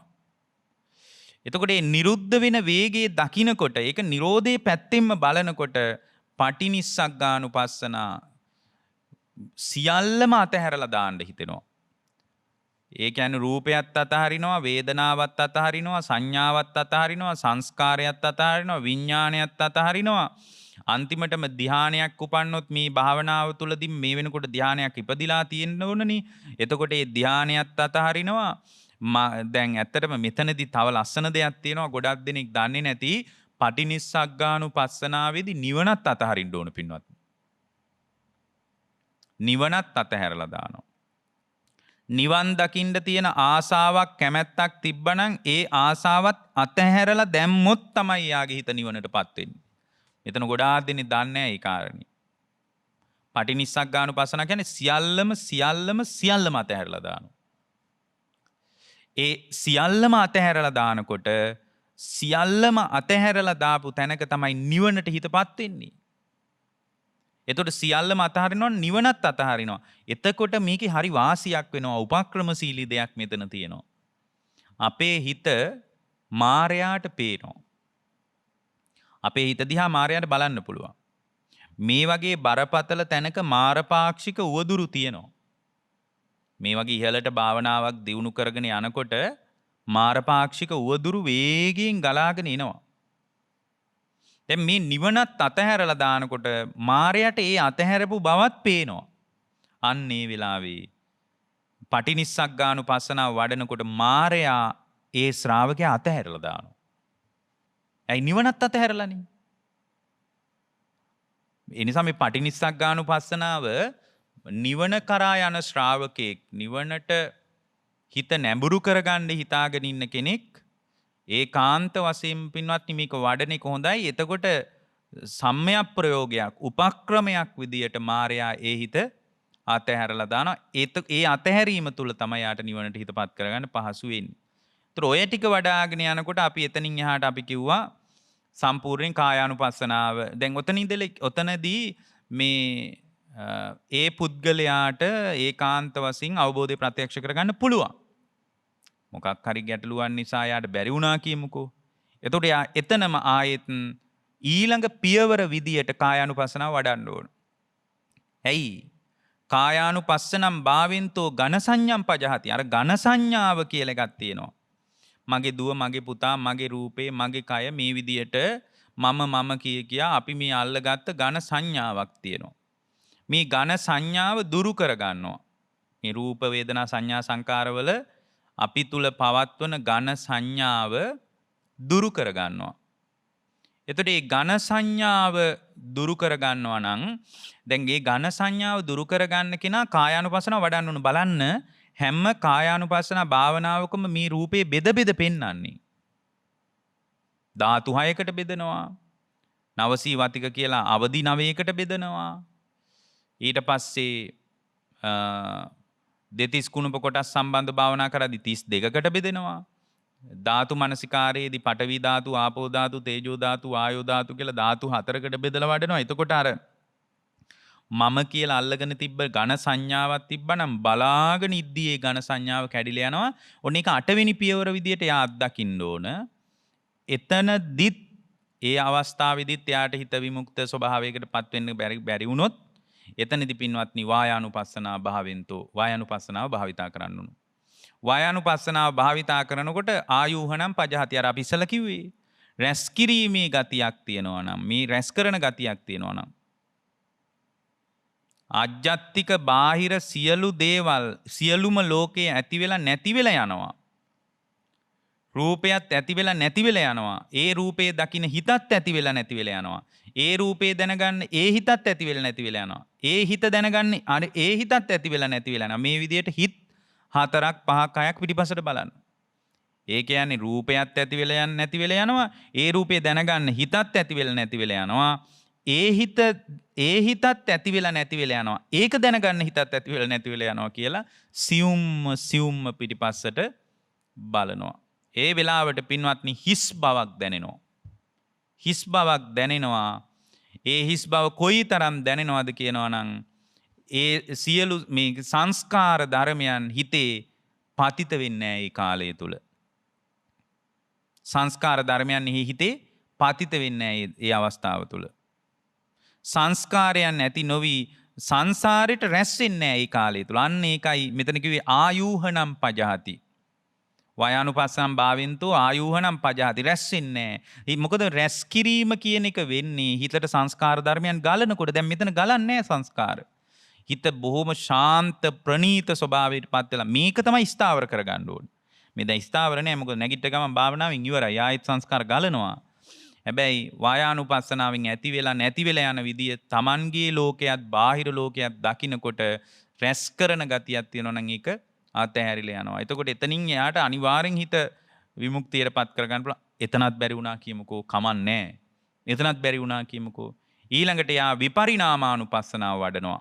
10 වෙනි අවධිය විදියට. විපරිණාමානුපස්සනාව වඩනකොට පින්වත්නි නිරන්තරයෙන් අනිත්‍යයට යාම නිසාම වෙනස් වෙනවා. රූපයත් වෙනස් වෙනවා. ඉතින් මේක අතීතයටත් බලන්න පුළුවන්, අනාගතයටත් බලන්න පුළුවන්. මේක යාට විහිදුව විසුරුව බලන්න පුළුවන්. කුඩා කාලේ තිබ්බ රූපේට දැන් මොකද්ද උනේ? නිරන්තරයෙන් විපරිණාමයටපත් වුණා. එකපාර වුණාද? නෑ. මොහොතක් ගානේ, ක්ෂණයක් ගානේ සියල්ලම විපරිණාම. එතකොට මේ විදියට දකින්නකොට පින්වත්නි එයාට මේ රූප කලාප බිඳි යන විදිය පේනවා. වාඩි වෙච්ච මම නෙමෙයි නැගිටින්නේ. එකම ගඟක් දෙවතාවක් දකින්න බෑ වගේ. එකම ගඟකින් දෙවතාවක් මිනිහෙකුට නාන්න බෑ වගේ. ඒ ගඟත් නිරන්තරයෙන්ම වෙනස් වෙනවා. ඒ බැහැපු මිනිහත් නිරන්තරයෙන්ම වෙනස් වෙනවා. මේ විදියට විපරිණාමානුපස්සනාවෙන් පින්වත්නි මේ රූප කලාප බිඳි යන විදිය, වේදනාව නිරන්තරයෙන්ම ක්ෂණයක් ගානේ හටගෙන නිරුද්ධ වෙන විදිය මේ සියල්ල දකින්න පුළුවන්. එතනින් පස්සේ තමයි ඉතින් බොහොම ප්‍රබල අවස්ථාවක් අර අනිමිත්තානුපස්සනාව අපි කියපු අනිමිත්තානුපස්සනාව හොඳට වඩාගෙන ඉස්සරහට යනවා. එක් ගැන අපි යම් අදහසක් මතක් කළා. අප්පනිහිතාන මේක මේ කියන්නේ අනිත්‍ය දුක්ඛ අනිච්චානුපස්සන දුක්ඛානුපස්සන අනාත්තානුපස්සනාවෙම සියුම් භාවයන් මේ. ඊළඟට අප්පනිහිතානුපස්සින් භාවෙන්තෝ පනිදින් පජහති, ඒක ගැනත් අපි කිව්වා මුලින්. මේක බොහෝම වැදගත් දෙයක් තමයි. මෙන්න මේක අත්දැක්කේ නැත්නම් සෝතාපන්න වෙන්නවත් බෑ. හැබැයි මේක මුලිනුත් අත්දකින්නවා. නමුත් ඒක තවත් සියුම්මයි මේ අත්දකින්නේ. ශුඤ්ඤතානුපස්සින් භාවෙන්තෝ අත්තාබි නිවේසම් පජහති. අබිනිවෙස් කරන ගතියක් මේ හිතේ තියෙනවා. ආත්මය කියලා බැසගෙන ඉන්න ගතියක් මේ හිතේ තියෙනවා. ශුඤ්ඤතානුපස්සින් භාවෙන්තෝ. පින්වත්නි අපිට මේ ශූන්‍යතාවයේ අවබෝධ කරගන්න බැරි වෙච්ච නිසා තමයි මේසා දීර්ඝ කාලයක් සංසාරේ ඇවිදින්නේ. හරියට පැණිහැලියකට වැටිච්ච ඇඹලෙක් වගේ පින්වත්නි මේ රූපේට ඇලිලා, රූපේට බැඳිලා, රූපයෙන්ම මුසපත් වෙලා, වේදනා සංඥා සංකාර විඥාන කියන මේ පංචස්කන්ධ ලෝකයට ඇලිලා බැඳිලා මේ වගේම මුසපත් වෙලා අපේ ජීවිතේ ගෙවෙන්නේ මේක ශූන්‍යයි වශයෙන් අවබෝධ කරගන්න බැරි වෙච්ච නිසා. ඇසත් ශූන්‍යයි. බාහිර ලෝකෙත් ඊට පස්සේ අපි ශූන්‍යතාවය දකින්න. ඇසත් ශූන්‍යයි, රූපයත් ශූන්‍යයි, චක්කු විඥානයත් ශූන්‍යයි, චක්කු සම්පස්සයත් ශූන්‍යයි, චක්කු සම්පස්සජා වේදනාවත් ශූන්‍යයි, සියල්ලම ශූන්‍යයි නම් මොකද්ද පින්වත්නි අල්ලන්න තියෙන්නේ? මොකක්ද අල්ලන්න තියෙන්නේ? අල්ලන්න දෙයක් නෑ. ඒතර මේ විදියට දකින්නකොට සෝවාන් මේ ඇත්තටම සෝතාපන්න වෙච්ච කෙනෙක් පවා ශුන්‍යතානුපස්සනාව වඩන්න ඕන. මොකද සෝවාන් වෙච්ච කෙනෙකුටත් මම වෙමි කියන අස්මිමානියක් තියෙනවනේ. ඕලාරික විදියට නෑ. නමුත් අස්මිමානයක් එයාට තියෙනවනේ. එතකොට අස්මිමානිය කියන එක තියෙන නිසා ශුන්‍යතානුපස්සනාව අනිවාර්යයෙන්ම වඩන්න ඕන. ඒ ශුන්‍යතානුපස්සනාව වඩනකොට අත්තාබිනිවේසං හරියට මම මේ සම්පූර්ණයෙන් බැසගෙන ඉන්න ගතියක් ආත්ම වශයෙන් තියෙනවනේ ඒක ආයින් වෙලා යනවා. අදිපඤ්ඤාපස්සම් භාවෙන්තෝ සාරදාබිනිවේසම් පජහති.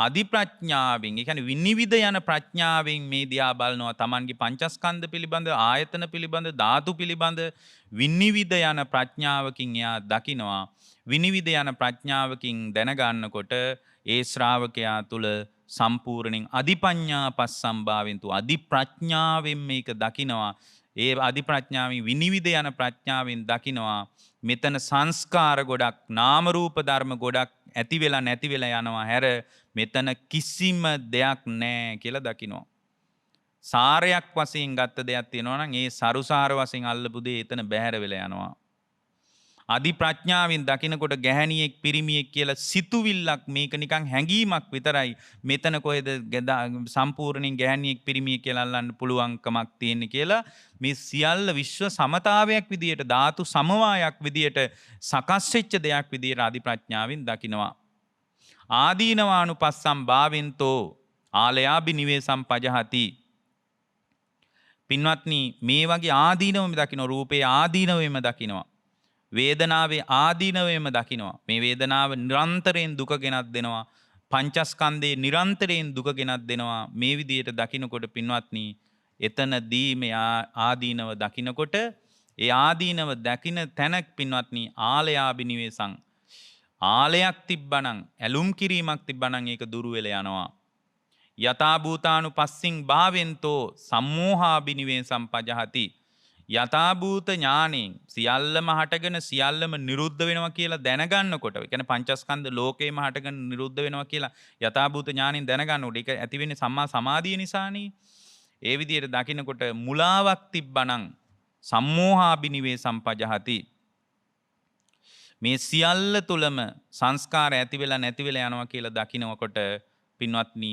මුලා වෙච්ච ගතියක් තියෙනවා නම් ඒක අයින් වෙලා යනවා පටිසංකානුපස්සම් භාවෙන්තෝ අපටිසන්තම් පජහති පින්වත්නි එයාට තේරෙනවා නිවන පිණිස මෙයමයි එකම ක්‍රමය ස්ථීර වශයෙන්ම සෝවාන් වෙනවා නම් සක්කාය දිට්ඨිය දුරු කර ගන්න ඕන නාම රූප නිරෝධය අත්දකින්න ඕන දුක්ඛානුපස්සනාවෙන් නිවන් දකින්න බෑ පින්වත්නි ඒකාන්ත වශයෙන් අනත්තානුපස්සනාව මත පදනම් වෙලයි නිවන අවබෝධ කරන්න තියෙන්නේ සම්පූර්ණයෙන් පටිසංකානුපස්සම් භාවෙන්තෝ සම්පූර්ණ නිවන පිණිස මේ එකම ක්‍රමයේ විදියට Tamanගේම හදවතින් දකිමින් එයාගේ හිත සම්පූර්ණ කෙලෙසුන්ගෙන් නිදහස් කරගන්න එයාට අවස්ථාව ලැබෙනවා වෙන මගක් නෑ මෙයමයි එකම මග ඒ කායනෝ මග්ගෝ කියන එක Tamanගේම හිතින් පැහැදිලිව දකිනවා ඊළඟට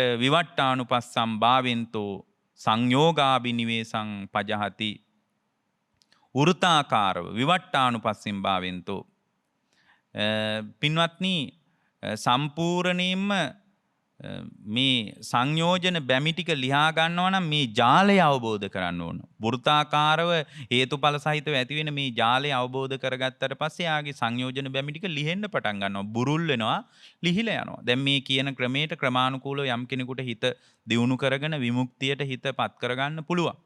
මේ විදියට විවිධාකාර මේකට එකම ක්‍රමයක් නෙමෙයි තියෙන්නේ. නමුත් මේ විදියට අපි මේ පැහැදිලි කරපු 18 ආකාරයකින් මේක දැක්කොත් ඒකාන්ත වශයෙන් හිත විසංකාරගත කරගන්න අවස්ථාව ලැබෙනවා. ඒකට සම්මා සමාධිය අවශ්‍යමයි, අත්‍යවශ්‍යමයි. ඒක නැතුව කාට හරි පුළුවන් කියනවා නම් ඒක බුදුරජාණන් වහන්සේගේ පණිවිඩය වෙන්න බෑ. අද නම් සම්මා සමාධිය අවශ්‍යමයි. සම්මා සමාධිය නැති කෙනෙකුට විසංකාරගත කරගන්න බෑ.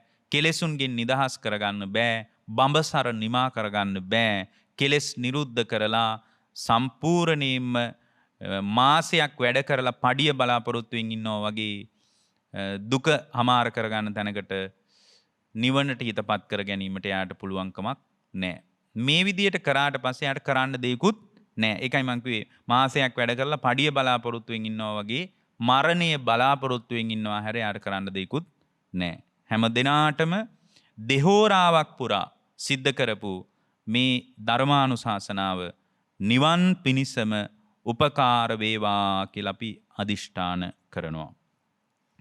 පින්වත්නි අද බොහොම ශ්‍රද්ධාවෙන් මේ දෙහෝරාවක සිද්ධ කරපු ධර්ම දේශනාවට දායකත්වයේ ගෙන කටයුතු කරේ පැලැන්වත්තේ පදිංචි MPD පෙරේරා සහ චම්පා පෙරේරා කියන දෙපළ ඒ ඇත්තන්ගේ විශේෂයෙන් මේ අයගේ ජන්මදිනය වෙනුවෙන් ජන්මදිනයට ආශිර්වාද පින්කමක් හැටියටයි නදීෂ පුතා, යෙහෙලි දියණිය, රමේෂ් පුතා, පිනිපා දියණිය සහ රෂේන් මුණුබුරත් දැනට ඇමරිකාවේ පදිංචි වෙසෙන සමීර පුතණුවන්, මහේෂානි දියණිය, සිනෙත්, අමීලි කියන දරුවන් ඇතුළු පින්නතුන් දායකත්වයේ දරනවා. ඒ හැම දෙනාටමත් ජන්මදිනයේ සමරන ඒ පින්වත් මහත්මියටත් අපි ආශිර්වාද කරනවා. නිදුක් නිරෝගී සුව දිගාසිරි සම්පත් සැලසේවා, කායික මානසික යහපත සැලසේවා. පුරා දෙහෝරාවක් පුරා මේ දේශනාව වෙනුවෙන් Tamanගේ සදැහැති දායකත්වයේ දැරීමෙන් රැස් වුණා වූ කුසලානිසංසයන් ජීවිතාවබෝධය, ධර්මාවබෝධය පිණිස මේ ගෞතම බුද්ධ ශාසනයේ නිවන් පිණිසම මේ දේශනාමය කුසල් හේතු වාසනා වේවා කියලා අපි අදිෂ්ඨාන කරනවා. අනුමෝදනා එකතු කරන්න බලාපොරොත්තු වෙනවා. මීට වසර 16කට පෙර අගෝස්තු මාසයේ 20 වන දින පරලෝ සැපත් වෙච්ච ඩැනියල් අමරසිංහ පියතුමාටත්, චන්ද්‍රාවති අමරසිංහ මහත්මියටත්, ජිනදාස පෙරේරා මහත්මයාටත්, ලීලාවති පෙරේරා මහත්මිය කියන මව්පිය දෙපළ ඇතුළු සියලු ඥාති මිත්‍රාදීන්ටත්, පෙරේරා මැතිතුමන් සහ චම්පා පෙරේරා මැතිනිය ප්‍රදාන දූ දරුවන් ඥාතිවරු හැම දෙනාගේම නමින් මියගිය සියලු ඥාතීන්ට මේ කුසල් උපකාර වේවා. භවගාමී සසර සුවපත් වේවා. ජාති ජරා ව්‍යාධි මරණ ශෝක පරිදේව දුක් දුම්නස් වලින් නිදහස්ව ලබන අමා නිවන් පිණිසම දේශනාමේ කුසල් හේතු වාසනා වේවා කියලා අපි අදිෂ්ඨාන කරනවා. දරූපතක් බලාපොරොත්තුවෙන් සිටින මහේෂානි දියණියටත් ආශිර්වාද එකතු කරන්න කියලා සිහි කරලා තියෙනවා. ඊටාම සත්පුරුෂ දරූපතක් පිණිස මේ දේශනාමය කුසල් බලවත් වේවා. ඒ වගේම සියලු දෙනාටමත් තෙරුවන්ගේ ආශිර්වාදය, කල්යාණ මිත්‍ර ඇසුර, ධර්ම මාර්ගයේ වඩාගෙන සිත්සේ නිවන් මඟ පූර්ණේ කරගන්නට මේ ධර්ම දානමේ කුසල් හේතු වාසනා වේවා කියලා අදිෂ්ඨාන කරනවා. සියලුම දෙනාටත් මේ පවතින කොවිඩ් වසංගත තත්ත්වය ඊටාම ඉක්මනින් සමනය වීම පිණිසත් ධර්ම දානමේ කුසලයේ බලවත් වේවා, හේතු වාසනා වේවා කියලා අපි අදිෂ්ඨාන කරනවා. විවිධාකාර රෝගයන්ගෙන් පීඩාවට පත්ව සිටින, කොවිඩ් වසංගත තත්ත්වයෙන්ද පීඩාවට පත්ව සිටින ලක්වාසී ලෝවාසී සියලු දෙනාටත් නිදුක් නිරෝගී සුව ප්‍රාර්ථනා කරලා තියෙනවා. දේශකයන් වහන්සේ වෙච්ච අපටත් ආශිර්වාද කරලා තියෙනවා. බෞද්ධ කාර්ය මණ්ඩලයටත් ආශිර්වාද කරලා තියෙනවා. විශේෂයෙන්ම වර්තමානයේ බෞද්ධ නාලිකාවේ සියලු කටයුතු මෙහෙයවමින් අනුශාසකත්වයේ ලබා දෙන පින්වත් බොරලන්දේ වජිරඥාන ස්වාමින් වහන්සේ ප්‍රදාන බෞද්ධ කාර්ය මණ්ඩලයේ හැම දිනාටමත් ආශිර්වාද එකතු කරනවා. ඒ සියලු දිනාටමත් ඒ ස්වාමින් වහන්සේ ප්‍රදාන හැම දිනාටමත් මේ ගෞතම බුදු සසුනේදී නිවන් පිණිසම දේශනාමේ කුසල් හේතු වාසනා වේවා කියලා අදිෂ්ඨාන කරනවා. ඒ වගේම අපවත් වී වදාළ සම්බෝධි මහා විහාරාධිපතිව වැඩවිසූ බෞද්ධ මාධ්‍ය ජාලයේ නිර්මාතෘවරයන් වහන්සේ වන බෝධිසත්ව ගුණෝපේත නම කියන්න අවසරයි පින්වත් දරණාගම කුසල ධම්ම නායක ස්වාමින් වහන්සේටද අවබෝධය පිණිසම මේ දේශනාමේ කුසල් හේතු වාසනා වේවා කියලා අදිෂ්ඨාන කරනවා. උන්වහන්සේගේ බලාපොරොත්තු ඉෂ්ට සමෘද්ධිමත් වේවා කියලා අපි අදිෂ්ඨාන කරනවා. මියගිය සියලු ඥාතීන්ටත් සියලු දෙවියන්ටත් සතරවරන් රජදරුවන් සක් දෙවිඳුන් ප්‍රදාන සියලු දිව්‍ය රාජ මණ්ඩලවලටත් බ්‍රහ්ම රාජ මණ්ඩලවලටත් මේ පින උපකාර වේවා. මේ දෙහෝරාවක් පුරා සිද්ධ කළා වූ ධර්මය සියලු දෙවියෝ ආවර්ජනය කරමින්, මානසිකාරය කරමින්, ප්‍රීති ഘോഷා කරමින් සතුටු වෙත්වා. සියලු දෙවියන්ටත් නිවන් පිණිසම මේ උතුම් කුසල් හේතු වාසනා වේවා. අවීචයේ පටන් බවාග්‍රේ දක්වාම විහිදී පැතිරී පවතින සියලුම දෙනාට මේ පින් හේතු වේවා. සියලු පෙනෙන නොපෙනෙන සියලු දෙනා මේ ධර්මය මානසිකාරය කරත්වා. ධර්ම දානමේ කුසල් අනුමෝදන් වෙත්වා. සියලු දෙනාටත් දායකත්වයේ දරූ හැම දෙනාටමත් මියගිය ඥාතීන්ටත් ඔබ අප සියලු දෙනාටත් මේ ගෞතම බුද්ධ ශාසනයේදීම වහ උතුම් චතුරාර්ය සත්‍ය අවබෝධ වේවා කියන අදිෂ්ඨානින් දේශනාව නිමා කරනවා. ඔබ හැම දෙනාටම තෙරුවන් සරණයි. සාදු සාදු සාදු.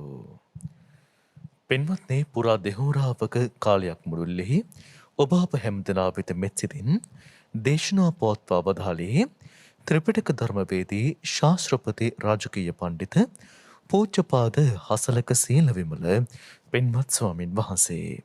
ගෞරවනීය ස්වාමින් වහන්සේට තවත් චිරාත් කාලයක් නිදුකින් නිරෝගී බඩ හිතමින් ඔබ අප හැම දිනාටම අර්ථයෙන් ධර්මයෙන් අනුශාසනා කරන්නට ශක්තිය ධෛර්යය සැලසේවා. සාදු සාදු සාදු.